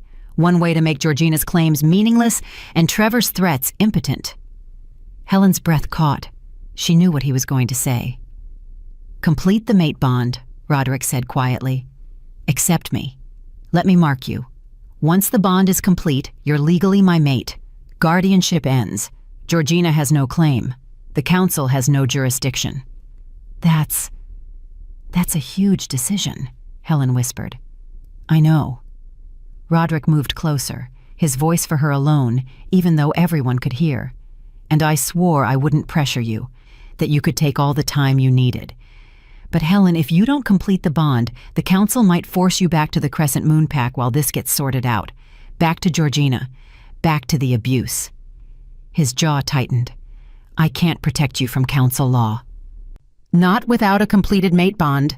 Helen's mind raced. She'd known Roderick for 5 days. 5 days wasn't enough time to make a life-altering decision. But 5 days had shown her more kindness than 19 years in the Crescent Moon Pack. 5 days with Roderick and Rex had felt more like home than anything she'd ever known. And the alternative was going back. Back to the shed. Back to Georgina's cruelty. Back to being worthless. Helen, Roderick said gently, I'm not asking you to love me yet. I'm asking you to trust me. Trust that I'll spend the rest of my life proving you made the right choice. Trust that you're safe with me. Trust that Rex and I want you, not because of politics or obligation, but because you're ours and we're yours. What if I'm not good enough? Helen whispered. What if I fail as Luna? What if you're everything I've been looking for? Roderick interrupted. What if you're exactly the Luna this pack needs? What if the moon knew what she was doing when she chose you? He took her hand, his touch warm and grounding. I believe in you, Helen Rivers. The question is, do you believe in yourself? Helen looked around the council chamber, at Edwin's kind eyes, at the advisors who watched with interest, but not cruelty, at the open door where she could see Rex peeking in, worry etched on his small face. She thought about the moonflower gardens, the art studio, the library full of books, the soft bed and warm baths and food she didn't have to earn through suffering. She thought about Roderick reading bedtime stories every night, despite being Alphaking, about how he treated every pack member with respect, about how he'd looked at her like she was precious when everyone else had looked at her like she was trash. She thought about the mate bond humming between them, warm, safe, right. And she thought about going back to the shed. Okay, Helen said quietly.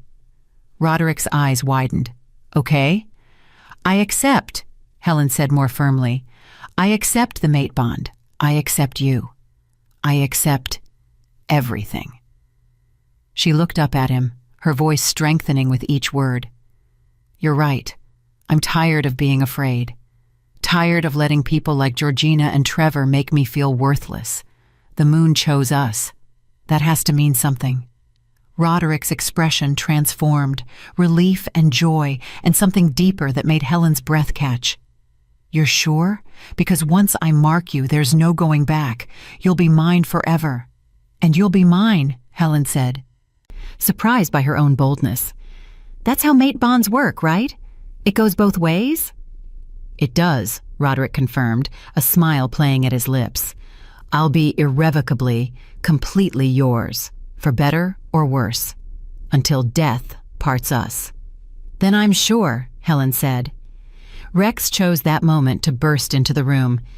Does this mean you're accepting Papa? Does this mean you're staying forever? Helen knelt down and pulled him into a hug. Yes, Rex, I'm staying forever. Rex's whoop of joy was so loud, several advisors winced, but he was already chattering excitedly. We need to plan the ceremony and tell everyone, and oh, can I help? Please say I can help. Roderick laughed, a real, genuine laugh that Helen had never heard before. It transformed his stern features into something younger, lighter. You can help, but first, we need to inform Georgina's messenger that his Luna's demands are denied. He turned to Jeff Berger, who'd been standing silent throughout the entire exchange. Jeff's smirk had disappeared, replaced by wariness. Return to the Crescent Moon Pack, Roderick said, his voice carrying alpha command.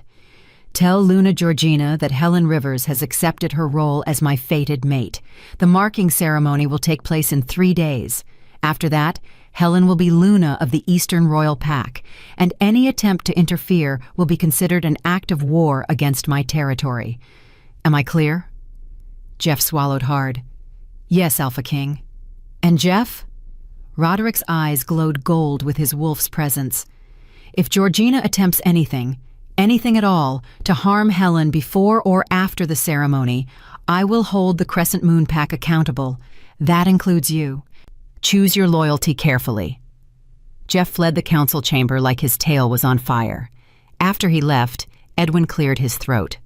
Alpha King, a marking ceremony in 3 days is ambitious. There are preparations, invitations to other alphas, security concerns. Then we'd better get started, Roderick said firmly. This ceremony will happen in 3 days. Helen will be marked and officially recognized as my Luna, and anyone who objects can answer to me personally.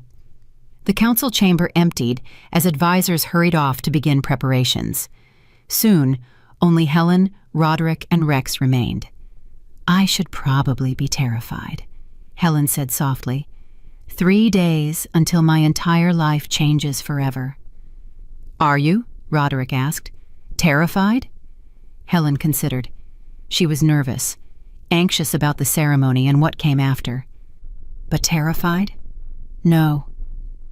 Because for the first time in her life, she was choosing her own path, not having it chosen for her, not being forced into something she didn't want.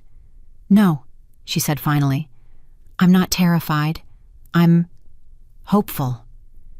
Roderick smiled and pulled her close, pressing a kiss to her forehead that sent warmth flooding through her. Good, because the next 3 days are going to be chaos, but at the end of them, you'll be mine, my mate, my Luna, my queen. And you'll be mine, Helen repeated, liking how the words felt. Always, Roderick promised. Rex hugged both their legs. This is the best day ever. Wait until I tell everyone. Lady Helen's going to be my mama. As Rex ran off to spread the news, Helen leaned into Roderick's embrace, letting herself believe, maybe for the first time, that she deserved this, deserved happiness, deserved love. Deserved to be more than the unwanted daughter in a shed. But in the Crescent Moon Pack territory, Jeff Berger delivered his message to Georgina Noble. And when he finished, Georgina smiled. 3 days, she murmured. How interesting. More than enough time. Time for what, Luna? Jeff asked nervously. Georgina's smile turned cold. To remind Helen Rivers exactly why weak wolves shouldn't reach above their station. To show the Alpha King what happens when he takes what doesn't belong to him, and to ensure that marking ceremony never happens. She turned to Brittany, who stood nearby looking uncertain. Gather our fastest scouts. I have a message to send to some very interested parties. And prepare yourself, daughter. We leave for the Eastern Royal Pack tomorrow. But Mother, the Alpha King warned us. The Alpha King, Georgina interrupted softly, is about to learn that taking my property has consequences. Helen thinks she's escaped. She thinks she's won. But she's forgotten one crucial truth. Her eyes glittered with malice. I never let go of what's mine. Not even if I have to destroy it to keep anyone else from having it. The storm was coming, and Helen Rivers, for all her newfound hope, had no idea how dark the clouds were gathering. Chapter 8, Eve of Transformation. The next 3 days passed in a whirlwind of activity that left Helen's head spinning. The Eastern Royal Pack transformed before her eyes. Banners bearing the royal crest appeared on every building. The Grand Hall was decorated with thousands of moonflowers, and wolves from across the territory arrived to witness their Alpha King claim his mate. Marcia appointed herself Helen's personal guide through the chaos, explaining traditions and protocols with endless patience. The marking ceremony has 3 parts, Marcia explained as she helped Helen try on potential ceremony dresses. First, the public declaration before the pack and visiting alphas. Second, the exchange of vows and the physical marking. Roderick will bite your neck, creating a permanent scar that shows you're mated. Third, the private completion of the bond. Helen's face heated at the implication of that last part. Marcia smiled kindly. Don't worry, dear. The Alpha King is a good male. He'll be gentle with you. And the bond completion is, well, it's powerful. It'll seal your connection permanently. I barely know him, Helen whispered, voicing the fear that had been growing as the ceremony approached. 3 days ago, I was nobody. Now I'm supposed to be Luna of the most powerful pack in the Eastern Territories? You saved his son, Marcia reminded her gently. You showed courage when it mattered most. That's what makes a Luna, Helen. Not perfect knowledge of politics or flawless etiquette. It's character, heart, the willingness to protect those who cannot protect themselves. She adjusted the silver dress Helen was trying on. This one. This is the one. Helen looked at herself in the mirror and barely recognized the wolf staring back. The dress was stunning, silver silk that caught the light like moonbeams, with delicate embroidery along the bodice and sleeves. She looked regal, beautiful, like someone who deserved to stand beside an Alpha King. I don't feel like a Luna, Helen admitted. None of us do at first, Marcia said, but you'll grow into the role, and you won't be alone. Roderick will guide you, and the pack will support you. We've been waiting for our Alpha King to find his mate for 8 years. You're an answer to prayers, Helen. Don't doubt that. A knock interrupted them. Rex peeked his head in, his eyes widening when he saw Helen. Wow, you look like a princess. No, a queen. Papa's going to fall over. Despite her nerves, Helen laughed. I hope not. That would make for an awkward ceremony. Can I come in? I have something for you. Rex bounded over, clutching a small wooden box. Papa said I could give this to you early. It's tradition. The Alpha King gives his future mate a gift before the ceremony. But Papa thought you should have it now because you've been nervous and he thought it might help. Helen opened the box and gasped. Inside was a delicate necklace, a silver wolf pendant with emerald eyes hanging from a fine chain. It was beautiful and clearly ancient. It was Papa's mother's, Rex explained, and her mother's before that.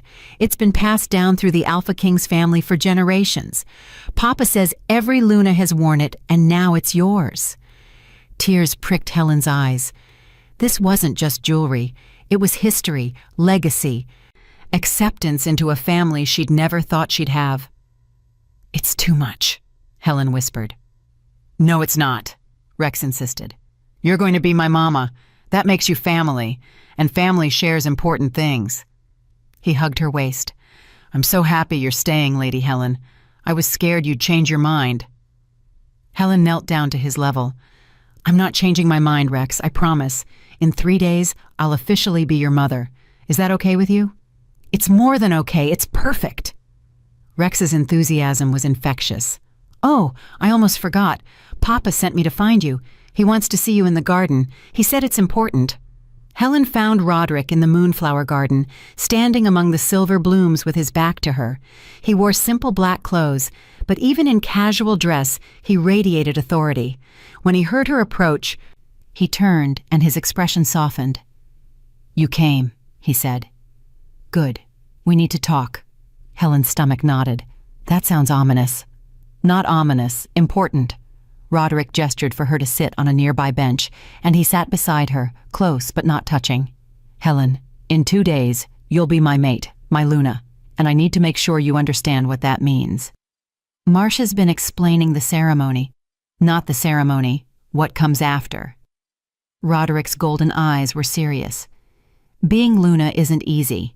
You'll be responsible for the pack's internal affairs, settling disputes, overseeing education and childcare, managing household staff. You'll be expected to attend council meetings, diplomatic functions, ceremonies. You'll represent the Eastern Royal Pack to other territories. Helen's anxiety spiked. I don't know how to do any of that. I'll teach you. So will Marcia and Edwin and the other advisors. But Helen, I need you to understand, there will be wolves who doubt you, who whisper that you're not qualified, that I only chose you because of the mate bond, that you're too weak or too young or too inexperienced. His jaw tightened. They'll challenge you, test you, try to undermine you. You're trying to scare me, Helen said quietly. I'm trying to prepare you, Roderick corrected. Because when those wolves challenge you, I need you to stand firm. I need you to believe in yourself the way I believe in you. He took her hand, his grip warm and strong. You're stronger than you think, Helen, braver than you know, and you have something most Lunas never have, genuine compassion. You see wolves as individuals, not assets. That's rare. Precious. What if I fail? Helen whispered. What if I let you down? Let Rex down? Let the pack down? Then you get back up and try again, Roderick said simply. That's all any of us can do. But Helen, I don't believe you'll fail. You fought 3 rogues to save a child you didn't know. If you can do that, you can handle pack politics. Politics and fighting rogues are very different things. Not as different as you think. Both require courage. Both require putting others before yourself. Both require seeing what needs to be done and doing it despite fear. He smiled slightly. You already have a Luna's heart. The rest is just details. Helen looked down at their joined hands. Why do you have so much faith in me? We barely know each other. I know you saved my son. I know you survived 5 years of abuse without becoming cruel yourself. I know you draw beautiful art and treat Rex with genuine affection and don't cower when Trevor tries to intimidate you. Roderick lifted her hand and pressed a kiss to her knuckles. I know enough, Helen, and I'll spend the rest of our lives learning the rest. I'm terrified, Helen admitted. Not of you, of everything else, of being inadequate, of everyone realizing I don't belong here. Then be terrified, Roderick said gently, but be terrified as my mate, as Rex's mother, as the Luna of the Eastern Royal Pack. Fear doesn't make you weak, Helen. It makes you honest, and I'd rather have an honest Luna who admits her fears than a false one who pretends perfection. A commotion from the pack house interrupted them, raised voices, the sound of guards mobilizing. Roderick was on his feet instantly, his body tense. Edwin appeared at the garden entrance, his expression grim. Alphaking, we have visitors. Luna Georgina and her daughter have arrived at our gates, requesting an audience. They claim they're here to attend the marking ceremony as representatives of the Crescent Moon Pack. Roderick's expression turned thunderous. She has nerve showing her face here after threatening to file with the council. There's more, Edwin said reluctantly. Alpha Trevor is with them. He claims he offered to escort them as a gesture of goodwill between packs. Goodwill, Roderick repeated flatly. Trevor doesn't know the meaning of the word. He looked at Helen. You don't have to see them. I can send them away. No, Helen said, surprising herself. She stood, her legs shaking, but her voice steady. They came all this way. We should at least hear what they want. Helen, I'm not afraid of Georgina anymore, Helen said, and realized it was true. I'm not her ward. I'm not her victim.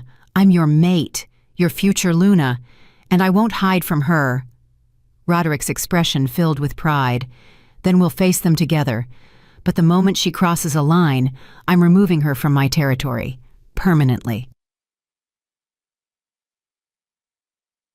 The reception hall was tense with anticipation when Helen and Roderick entered.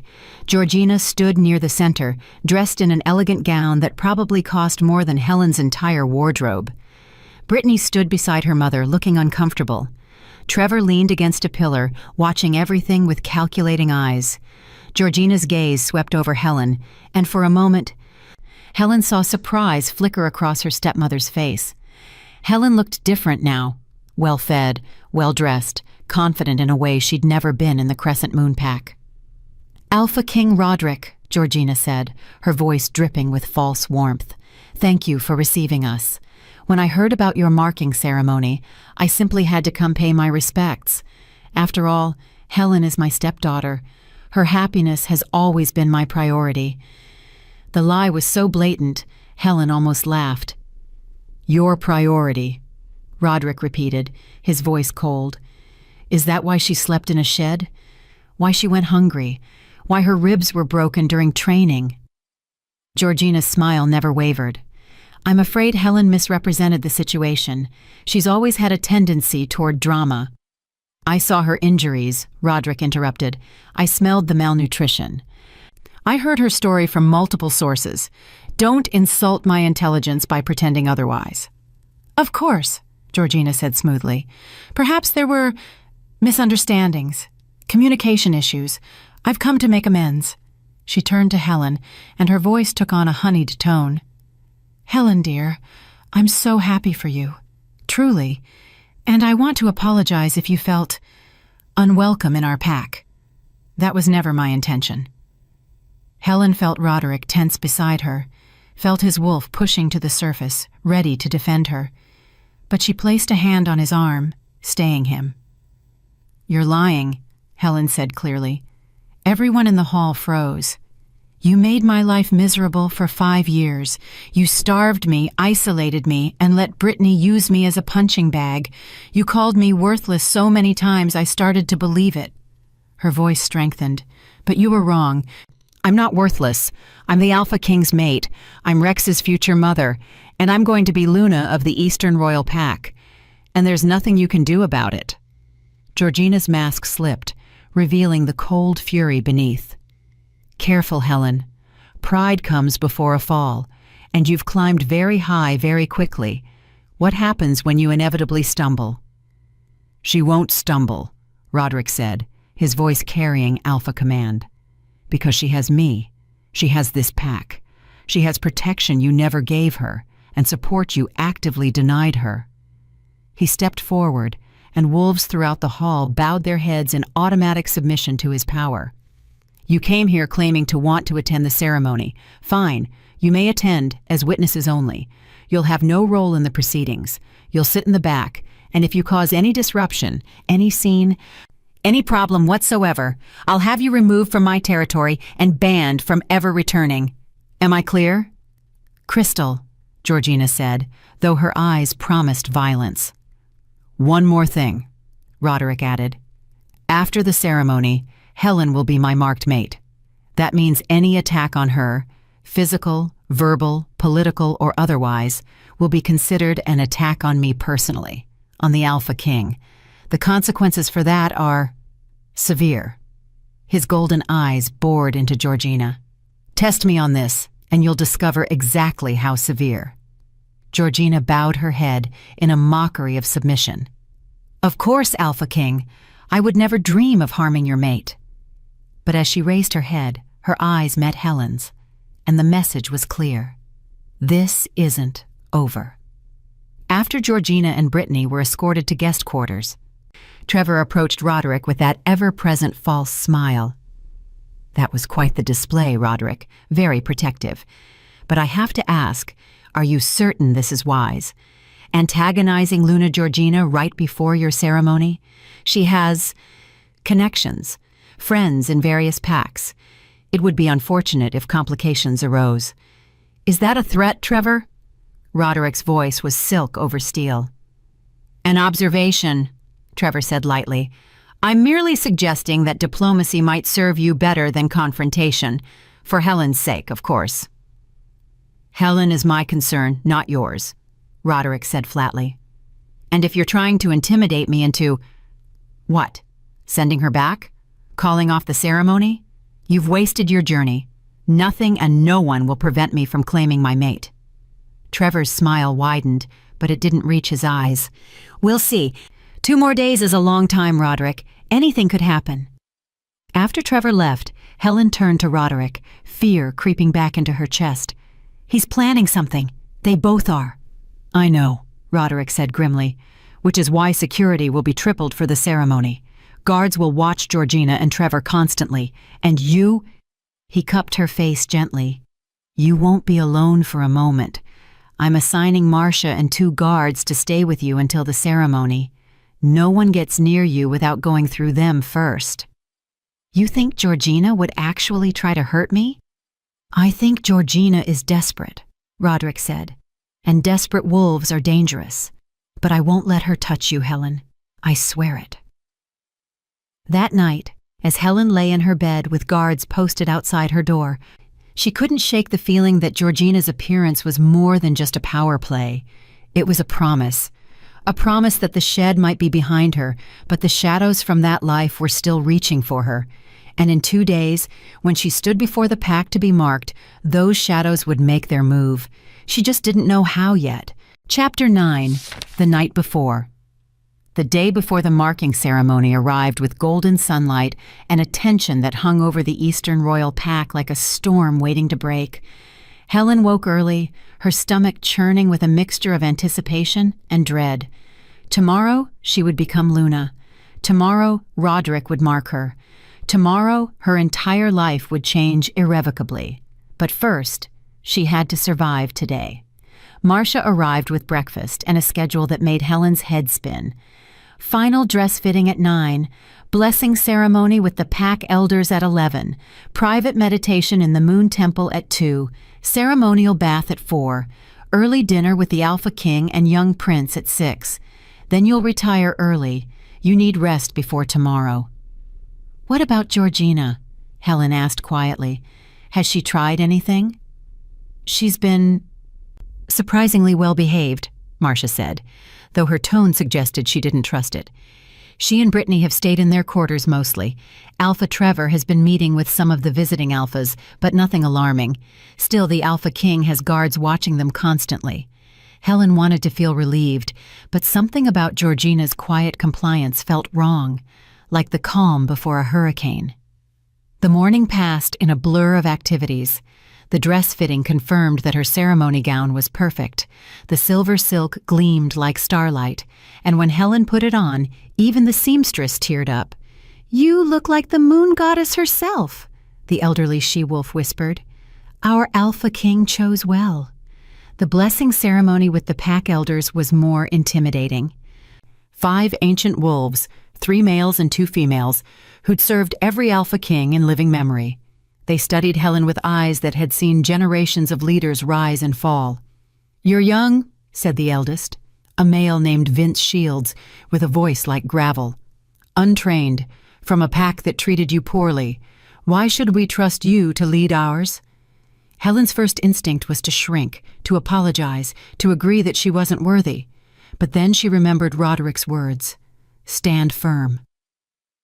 "Because I understand suffering," Helen said, her voice steady despite her pounding heart. "I know what it's like to be overlooked, underestimated, and dismissed. That means I'll see the wolves others ignore. I'll hear the voices others silence. I won't be a perfect Luna, not at first, but I'll be a Luna who cares, who tries, who fights for those who can't fight for themselves." The elders exchanged glances. Then Vince smiled, a rare expression that transformed his stern face. "The moon chose well," he said simply. "You have our blessing, young Luna. May you lead with wisdom and compassion." The relief that flooded Helen nearly buckled her knees. The Moon Temple was a quiet sanctuary at the edge of the compound, a circular building open to the sky, with a pool of water at its center that reflected the heavens. Marcia left Helen alone there for private meditation, as was tradition. Helen knelt beside the pool and stared at her reflection. Tomorrow, she'd be marked, mated, Luna. The responsibility felt enormous. "You look troubled," a voice said from the entrance. Helen spun to find Brittany standing there, looking uncomfortable and uncertain. Her half-sister hadn't spoken to her since arriving at the compound. "What are you doing here?" Helen asked warily. "I wanted to talk. Alone." Brittany stepped inside, her hands twisting nervously. "I know you probably hate me. I would if I were you. The things I did, the training sessions." She stopped, swallowing hard. "I'm sorry, Helen. I'm so sorry." Helen stared at her, shocked. "You're apologizing?" "I know it doesn't fix anything. I know sorry isn't enough." Brittany's eyes were red-rimmed, like she'd been crying. "But I need you to know. I didn't realize how bad it was. Mother told me you were weak, that you needed to be toughened up, that the harsh training was for your own good. I believed her because it was easier than questioning her." "You broke my ribs," Helen said flatly. "I know." Brittany's voice cracked, "and I hate myself for it. I've hated myself since the Alpha King confronted us, since I saw how you looked at me, like I was a monster, because I was. I was a monster to you." "Why are you telling me this now?" Helen asked, suspicious despite the apparent sincerity. "Because tomorrow you'll be Luna. You'll have power over the Crescent Moon Pack, diplomatic authority, the ability to investigate pack treatment of members, all of it." Brittany met her eyes. "And I'm terrified that you'll use that power to destroy us, to punish us, and we'd deserve it, Helen. We'd deserve everything you could do to us." Helen stood slowly. "Is that what you think I want? Revenge? Isn't it what anyone would want?" Helen considered. A month ago, she might have wanted revenge. Might have dreamed of seeing Georgina and Brittany punished, but now, standing on the edge of a new life, revenge felt empty. "I don't want revenge," Helen said quietly. "I want to never be that powerless again. I want to make sure no other wolf in any pack suffers the way I did. I want to be better than the wolves who hurt me." She paused. "But Brittany, I can't just forgive you. Not yet. Maybe not ever. What you did left scars, physical and emotional. An apology doesn't erase that." "I know," Brittany whispered.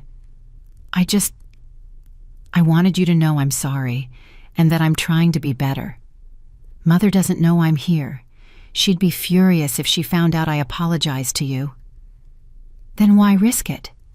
"Because it was the right thing to do, even if it changes nothing." Brittany turned to leave, then paused. "Helen, for what it's worth, I think the Alpha King is right. You're stronger than any of us ever gave you credit for. You'll be a good Luna." After Brittany left, Helen sat in stunned silence. She hadn't expected an apology, didn't know what to do with it. But something small and hard in her chest loosened slightly. Not forgiveness, but maybe the first step toward letting go of the anger. The ceremonial bath was conducted by Rosemary Love, the pack healer, who explained each ritual as she worked. "The bath symbolizes washing away your old life," Rosemary said as she added fragrant oils to the water. "Tomorrow, you'll emerge reborn as Luna, the Alpha King's mate, a new wolf with a new purpose." As Helen soaked in the warm water, Rosemary worked the oils into her skin and hair, humming ancient songs in a language Helen didn't recognize. "You're nervous about tomorrow," Rosemary observed. It wasn't a question. "Terrified," Helen admitted. "Good. Fear means you understand the weight of what you're accepting. Only fools approach leadership without fear." Rosemary smiled kindly. "But Helen, you saved a child you didn't know. You survived years of abuse without breaking. You faced your abusers with your head high. You're ready for this, even if you don't feel ready." "What if I fail?" "Then you'll have a pack full of wolves to help you back up. That's what pack means. We rise and fall together." Rosemary rinsed Helen's hair. "The Alpha King is a good male. Strong, fair, protective. He'll support you. And young Rex adores you already. You're not alone in this, Helen. Remember that when doubt creeps in." Dinner with Roderick and Rex was supposed to be relaxing, but Helen could barely eat. She pushed food around her plate while Rex chattered excitedly about tomorrow's ceremony. "And then Papa will bite your neck. Does it hurt? It looks like it hurts, and then there'll be a big feast and dancing, and everyone will celebrate, and you'll officially be my mama and—" "Rex, breathe," Roderick said with amusement. "Let Helen eat." "Sorry," Rex bounced in his chair. "I'm just so excited. I've been waiting my whole life for a mama." Helen's heart squeezed. "I'm excited too, Rex, and honored that you want me to be your mother." "Of course I want you. You're brave and nice, and you saved my life, and you smell good, and you're going to make Papa happy." Rex said it like it was the most obvious thing in the world. After dinner, Roderick walked Helen back to her quarters. Guards followed at a discreet distance. They hadn't left Helen's side all day. "Tomorrow," Roderick said softly, "everything changes. Are you ready?" "No," Helen admitted, "but I'm doing it anyway." Roderick smiled. "That's the definition of courage." He stopped outside her door, taking both her hands in his.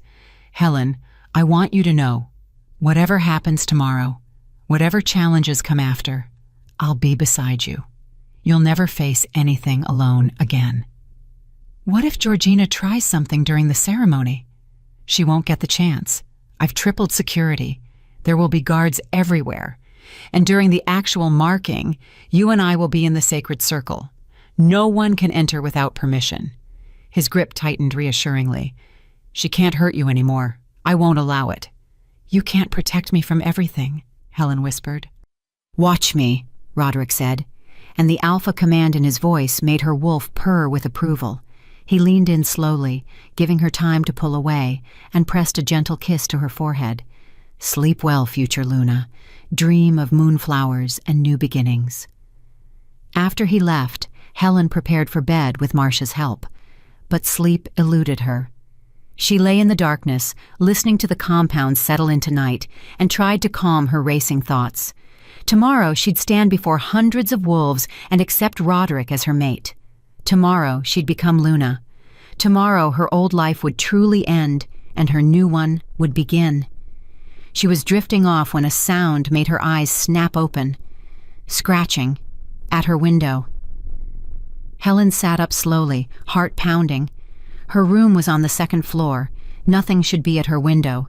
She crept toward it, and her blood turned to ice. A wolf stood on the narrow ledge outside, massive, scarred, with wild eyes that glowed red in the darkness. Not a pack wolf. A rogue. The same rogue from the forest. The one she'd bitten. The one whose eyes she'd taken. He smiled at her through the glass, revealing broken teeth. Then he held up something that made Helen's stomach drop.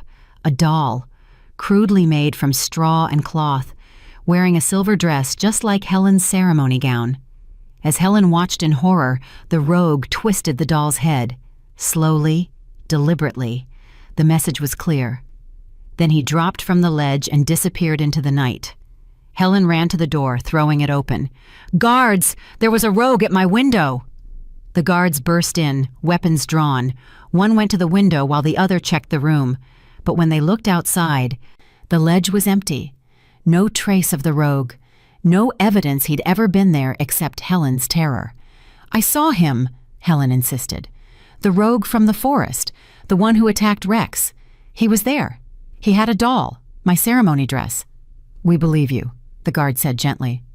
"We'll alert the Alphaking immediately. Increase patrols. Search the grounds." Within minutes, Roderick burst into her room, Rex sleepy-eyed and worried behind him.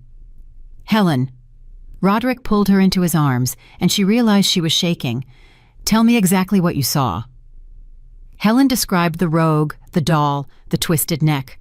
With each detail, Roderick's expression grew darker. "He shouldn't be alive," Roderick said grimly. "I killed all 3 rogues that night. I watched them die." "Maybe there were more," Helen suggested. Maybe someone hired new rogues and told them to match the description," Roderick finished, his voice hard with fury.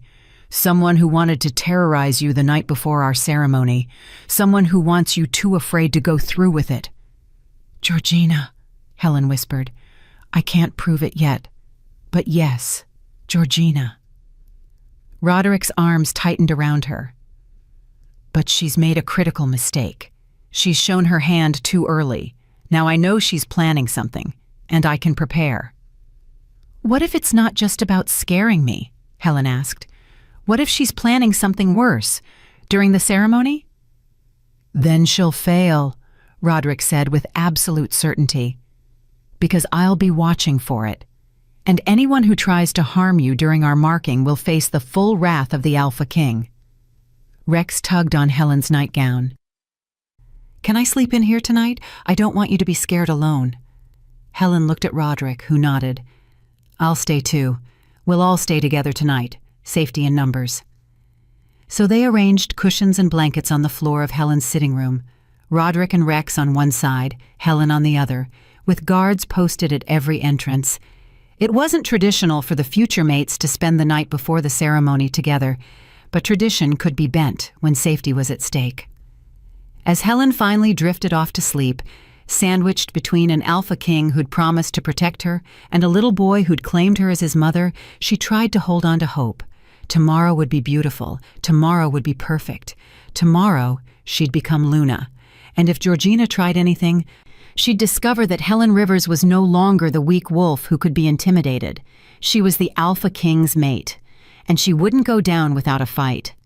But in the guest quarters across the compound, Georgina Noble sat at her window, watching the increased guard patrols with satisfaction.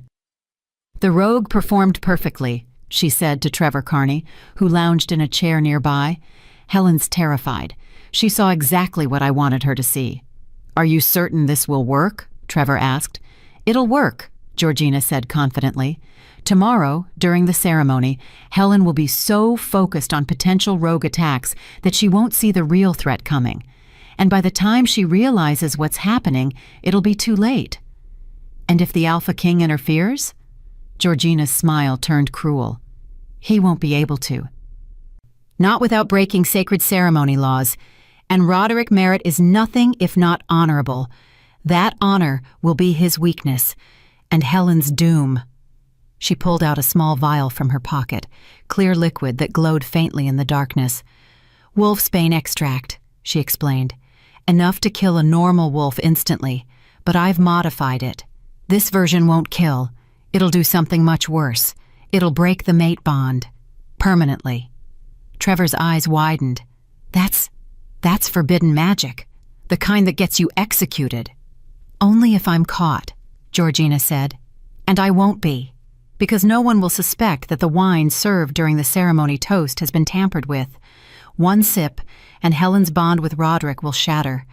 She'll feel nothing for him. He'll feel the rejection like death, and in his devastation, he'll send her away. Back where she belongs." "What if she doesn't drink it?" "Oh, she'll drink it," Georgina assured him, "because refusing the ceremonial toast is an insult to the Alpha King, and Helen's too desperate to fit in, too eager to please. She'll drink, and then she'll lose everything." She held the vial up to the moonlight, watching the liquid swirl. "Tomorrow, Helen Rivers learns the most important lesson. You can't escape your past. It follows you, it finds you, and it destroys everything you try to build."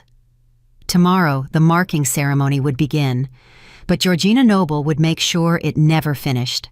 Chapter 10. The Marking Ceremony. Dawn broke over the eastern royal pack with a sky so clear it seemed the moon goddess herself had blessed the day. Helen woke to find Rex curled against her side and Roderick already awake, watching them both with an expression so tender it made her chest ache. "Good morning, future Luna," he said softly. "Ready to change your life?" "No," Helen admitted, "but let's do it anyway." The next hours passed in controlled chaos. Marcia whisked Helen away for final preparations, while Roderick went to ready himself and oversee security. Rex bounced between them, his excitement infectious, despite Helen's nerves. By noon, the compound was filled with wolves from across the Eastern Territories, alphas and lunas from neighboring packs, warriors, elders, families. Hundreds of witnesses gathered to see their Alpha King claim his mate. Helen could see them from her window as Marcia helped her into the silver ceremony dress. So many eyes that would judge her, so many wolves who would question whether she deserved this. "Stop," Marcia said gently, seeing Helen's expression. "You're spiraling. They're not here to judge. They're here to celebrate. The Alpha King finding his fated mate is cause for joy, not criticism. But what if Georgina... Guards are everywhere. We searched every guest, inspected every gift. Nothing gets near you without being checked. Marcia fastened the ancestral necklace around Helen's neck, the wolf pendant with emerald eyes settling perfectly against her collarbone. You're safe, Helen. Trust that. A knock at the door made them both tense. But it was only Lindsay Holmes from the Crescent Moon Pack, looking nervous but determined. Helen, may I speak with you? Just for a moment?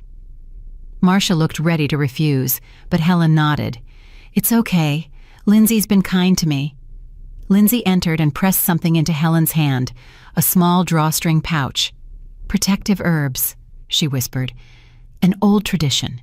Keep them with you during the ceremony. They're supposed to ward off ill intentions. Did Georgina send you? Helen asked warily. No. I came because I owe your father. And because... Lindsay's eyes filled with tears. Because you deserve happiness, Helen. After everything, you deserve this. Don't let anyone, especially Georgina, take it from you. After Lindsay left, Helen tucked the pouch into her dress, touched by the gesture. Maybe not everyone from her old pack had turned against her. The ceremony was set to begin at sunset, when the moon would rise full and bright. As golden afternoon light shifted to the purple of twilight, Marcia led Helen to the ceremony grounds, a massive clearing where a sacred circle had been drawn with blessed salt and moonflowers. Hundreds of wolves lined the clearing, creating a path to the circle. At the far end stood Roderick, dressed in traditional Alphaking ceremonial robes, black and silver, embroidered with his family crest. Beside him stood Rex, looking impossibly small and proud in his own formal clothes.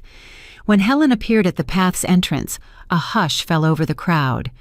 Roderick's eyes found hers across the distance, and his expression stole her breath, wonder, pride, possession, and something deeper that made her heart race. This powerful Alpha King looked at her like she was the most precious thing in his world.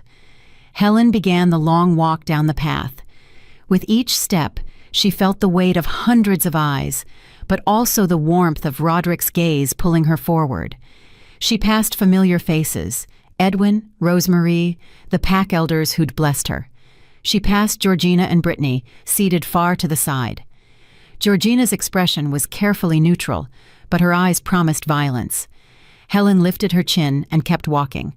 Finally, she reached the sacred circle. Roderick extended his hand, and when Helen took it, sparks of recognition shot up her arm. The mate bond, recognizing that completion was near. You're beautiful, Roderick murmured, absolutely radiant. Before Helen could respond, Vince Shields, the eldest pack elder, stepped forward to officiate. His voice carried across the clearing, amplified by the power of the sacred ground. We gather under the moon's eye to witness the joining of two souls chosen by the goddess herself, Alpha King Roderick Merritt and Helen Rivers. Step forward into the sacred circle. They stepped inside together, and Helen felt the circle's power activate, a warm barrier that separated them from everyone else. Here, it was just the two of them and the moon above. Roderick Merritt, Alpha King of the Eastern Royal Pack, ruler of 5 territories, protector of the realm, do you accept this she-wolf as your fated mate?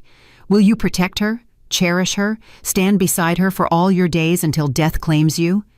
I do, Roderick said, his voice steady and sure. I accept Helen Rivers as my fated mate.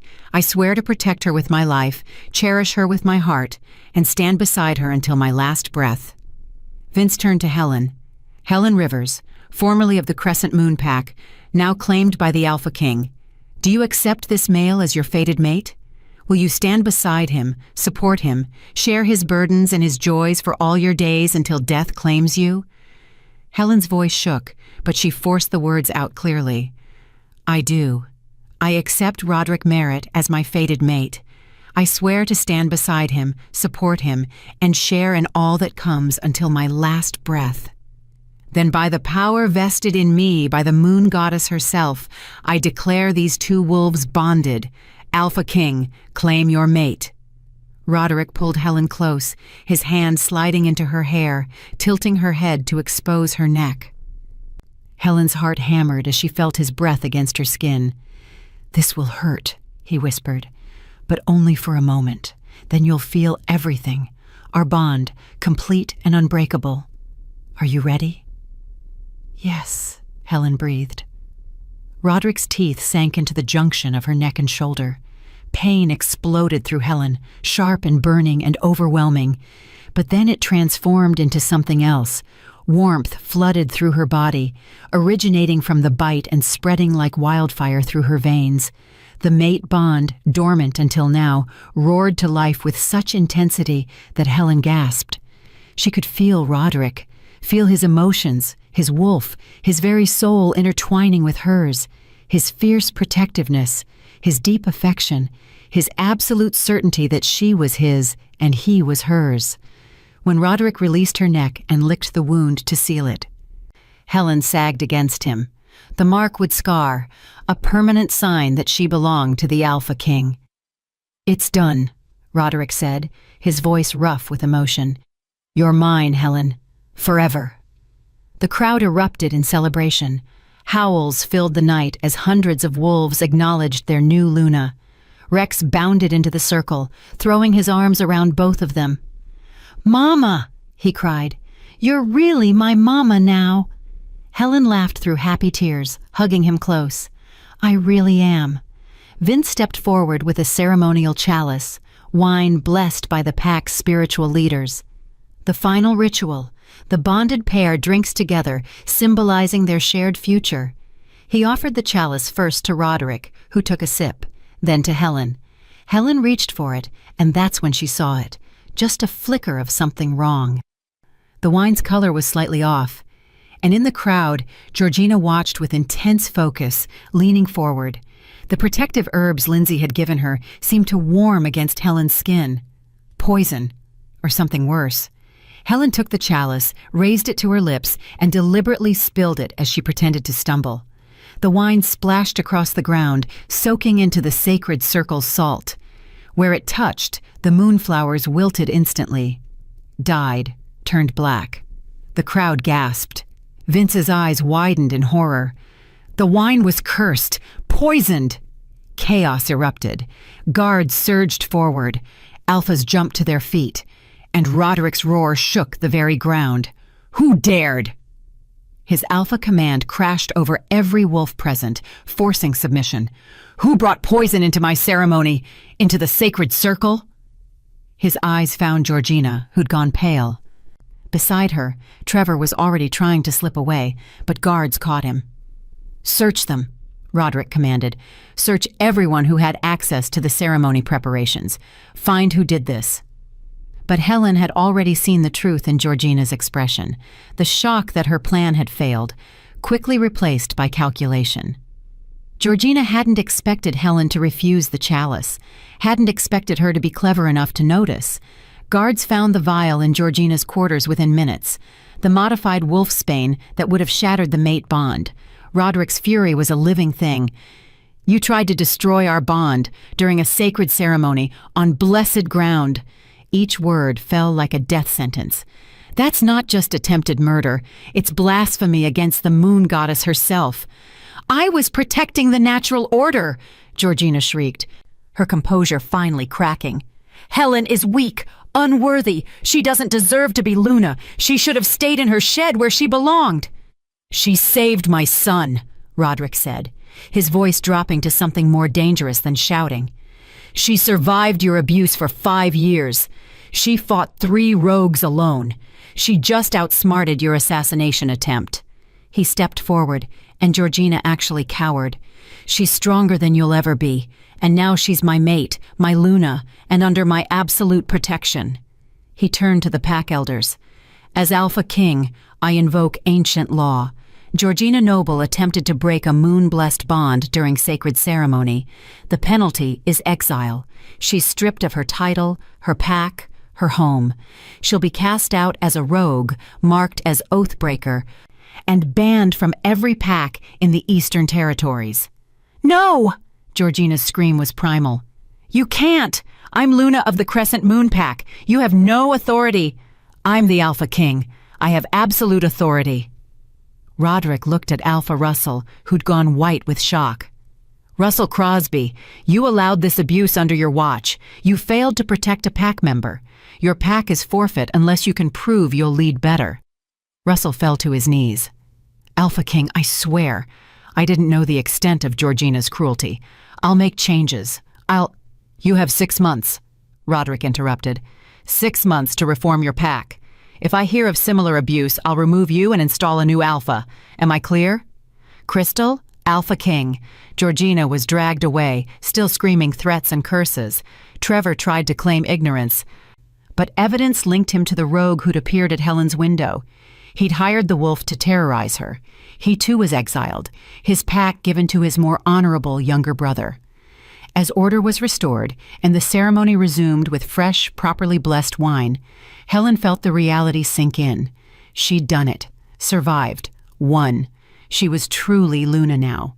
The feast afterward was magnificent, tables laden with food, music filling the night, wolves celebrating with wild joy. Helen sat beside Roderick at the high table, Rex between them, and watched her new pack embrace her as their own. Lindsay approached during the festivities, tears in her eyes. The herbs, you used them. You noticed the poison. You saved me, Helen said gratefully. Thank you, for everything. Your father saved my life once. Consider us even. Lindsay smiled. I'm requesting transfer to the Eastern Royal Pack, if the Alpha King approves. I'd like to serve a Luna worthy of the title. Approved, Roderick said immediately. Helen will need wolves she trusts as she learns her duties. As the celebration continued into the night, Roderick leaned close to Helen. You were magnificent. The way you noticed the poison, the clever spill, you saved yourself, Helen. You saved us both. I had help, Helen said, thinking of Lindsay's warning, Marcia's preparations, the pack elder's blessing. I had a whole pack behind me. That's what being Luna means, Roderick said. You're never alone, and speaking of which, he stood and offered his hand.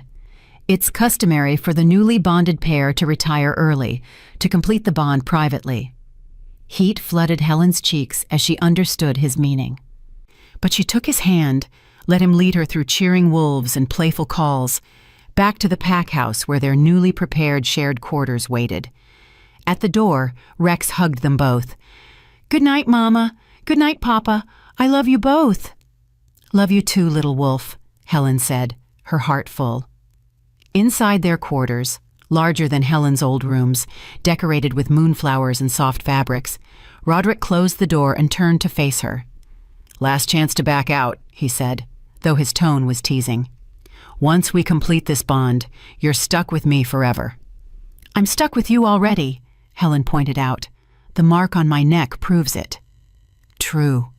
Roderick moved closer, his hands framing her face gently. But this is different. This is intimate. If you're not ready... Helen kissed him. It was clumsy and unpracticed, but it silenced his doubts. When she pulled back, she saw his eyes glowing gold with his wolf's approval. I'm ready, she said. I'm ready to be yours completely, and for you to be mine. Then come here, my Luna, Roderick murmured. Let me show you what it means to be cherished.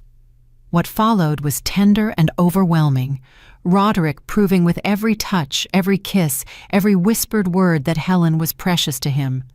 The bond completion was powerful, sealing their souls together so completely that Helen could no longer tell where she ended and Roderick began. Afterward, wrapped in his arms with moonlight streaming through windows and the bond humming contentedly between them, Helen finally understood what home felt like. Not a place, not a pack, but this, being held by someone who valued her, protected her, loved her. What are you thinking? Roderick asked, trailing fingers through her hair. That I'm the luckiest wolf alive, Helen admitted. 3 weeks ago, I was sleeping in a shed. Tonight, I'm Luna of the Eastern Royal Pack, mated to the Alpha King and mother to the sweetest cub in existence. He is pretty great, Roderick agreed with a smile. But Helen, you need to understand something. I'm the lucky one. The moon gave me a mate who's brave and compassionate and clever enough to outsmart assassination attempts. A mate who loves my son like he's her own. A mate who sees past power and title to the male beneath. He kissed her forehead. You saved more than Rex's life that night in the forest. You saved mine too. You just didn't know it yet. Helen snuggled closer, letting contentment wash over her. So what happens now? Now that I'm officially Luna? Now you learn, you lead. You make mistakes and grow from them. You help me rule 5 territories with wisdom and compassion. Roderick's voice softened. And you let yourself be happy, Helen. Let yourself believe you deserve all of this, because you do. I'm working on it, Helen murmured, already drifting toward sleep. Work faster, Roderick teased. I don't have time to constantly reassure my Luna of her worth. I'll be too busy being completely devoted to her. Helen smiled against his chest. I can live with that. As sleep claimed them both, the moon shone bright through the windows, the goddess's blessing on a bond that had started in blood and desperation, but had transformed into something beautiful. Helen Rivers had been told her whole life that she was weak, worthless, meant for nothing but servitude and suffering, but she'd proven them all wrong. She'd saved a prince, won an Alpha King's heart, survived assassination, and claimed her place as Luna of the most powerful pack in the Eastern Territories. Not bad for a wolf who used to sleep in a shed. Epilogue. 6 months later. Helen stood on the balcony overlooking the Eastern Royal Pack compound, watching Rex play with other cubs in the training yard below. 6 months as Luna, and she still sometimes woke up expecting to find herself back in that shed, the whole thing a dream. But then Roderick would pull her close, or Rex would call her Mama, or a pack member would bow respectfully, and she'd remember, this was real. This was her life now. Luna Helen? Edwin appeared at her elbow. The representatives from the Crescent Moon Pack have arrived for their 6-month evaluation. Helen's stomach clenched, but she nodded. Show them to the council chamber. I'll meet them there. Alpha Russell looked older, more tired than Helen remembered. But beside him stood a new beta, a capable she-wolf named Deborah Roberts who'd implemented sweeping reforms in the pack. Luna Helen, Russell said, bowing deeply, thank you for receiving us.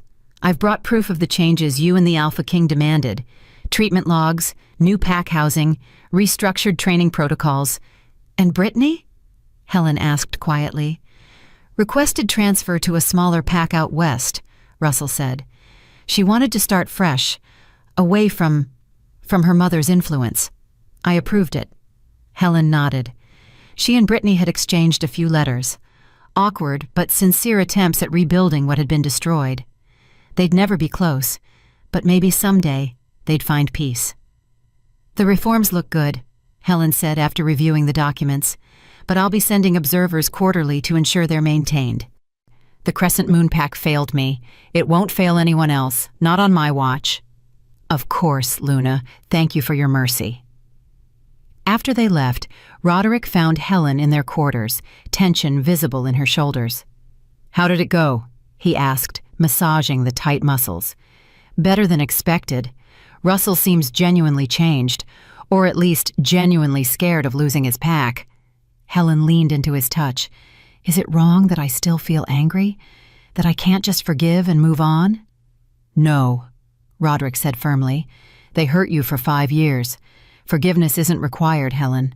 Moving forward is enough. You're ensuring they treat their wolves better. That's justice, not revenge. There's a difference.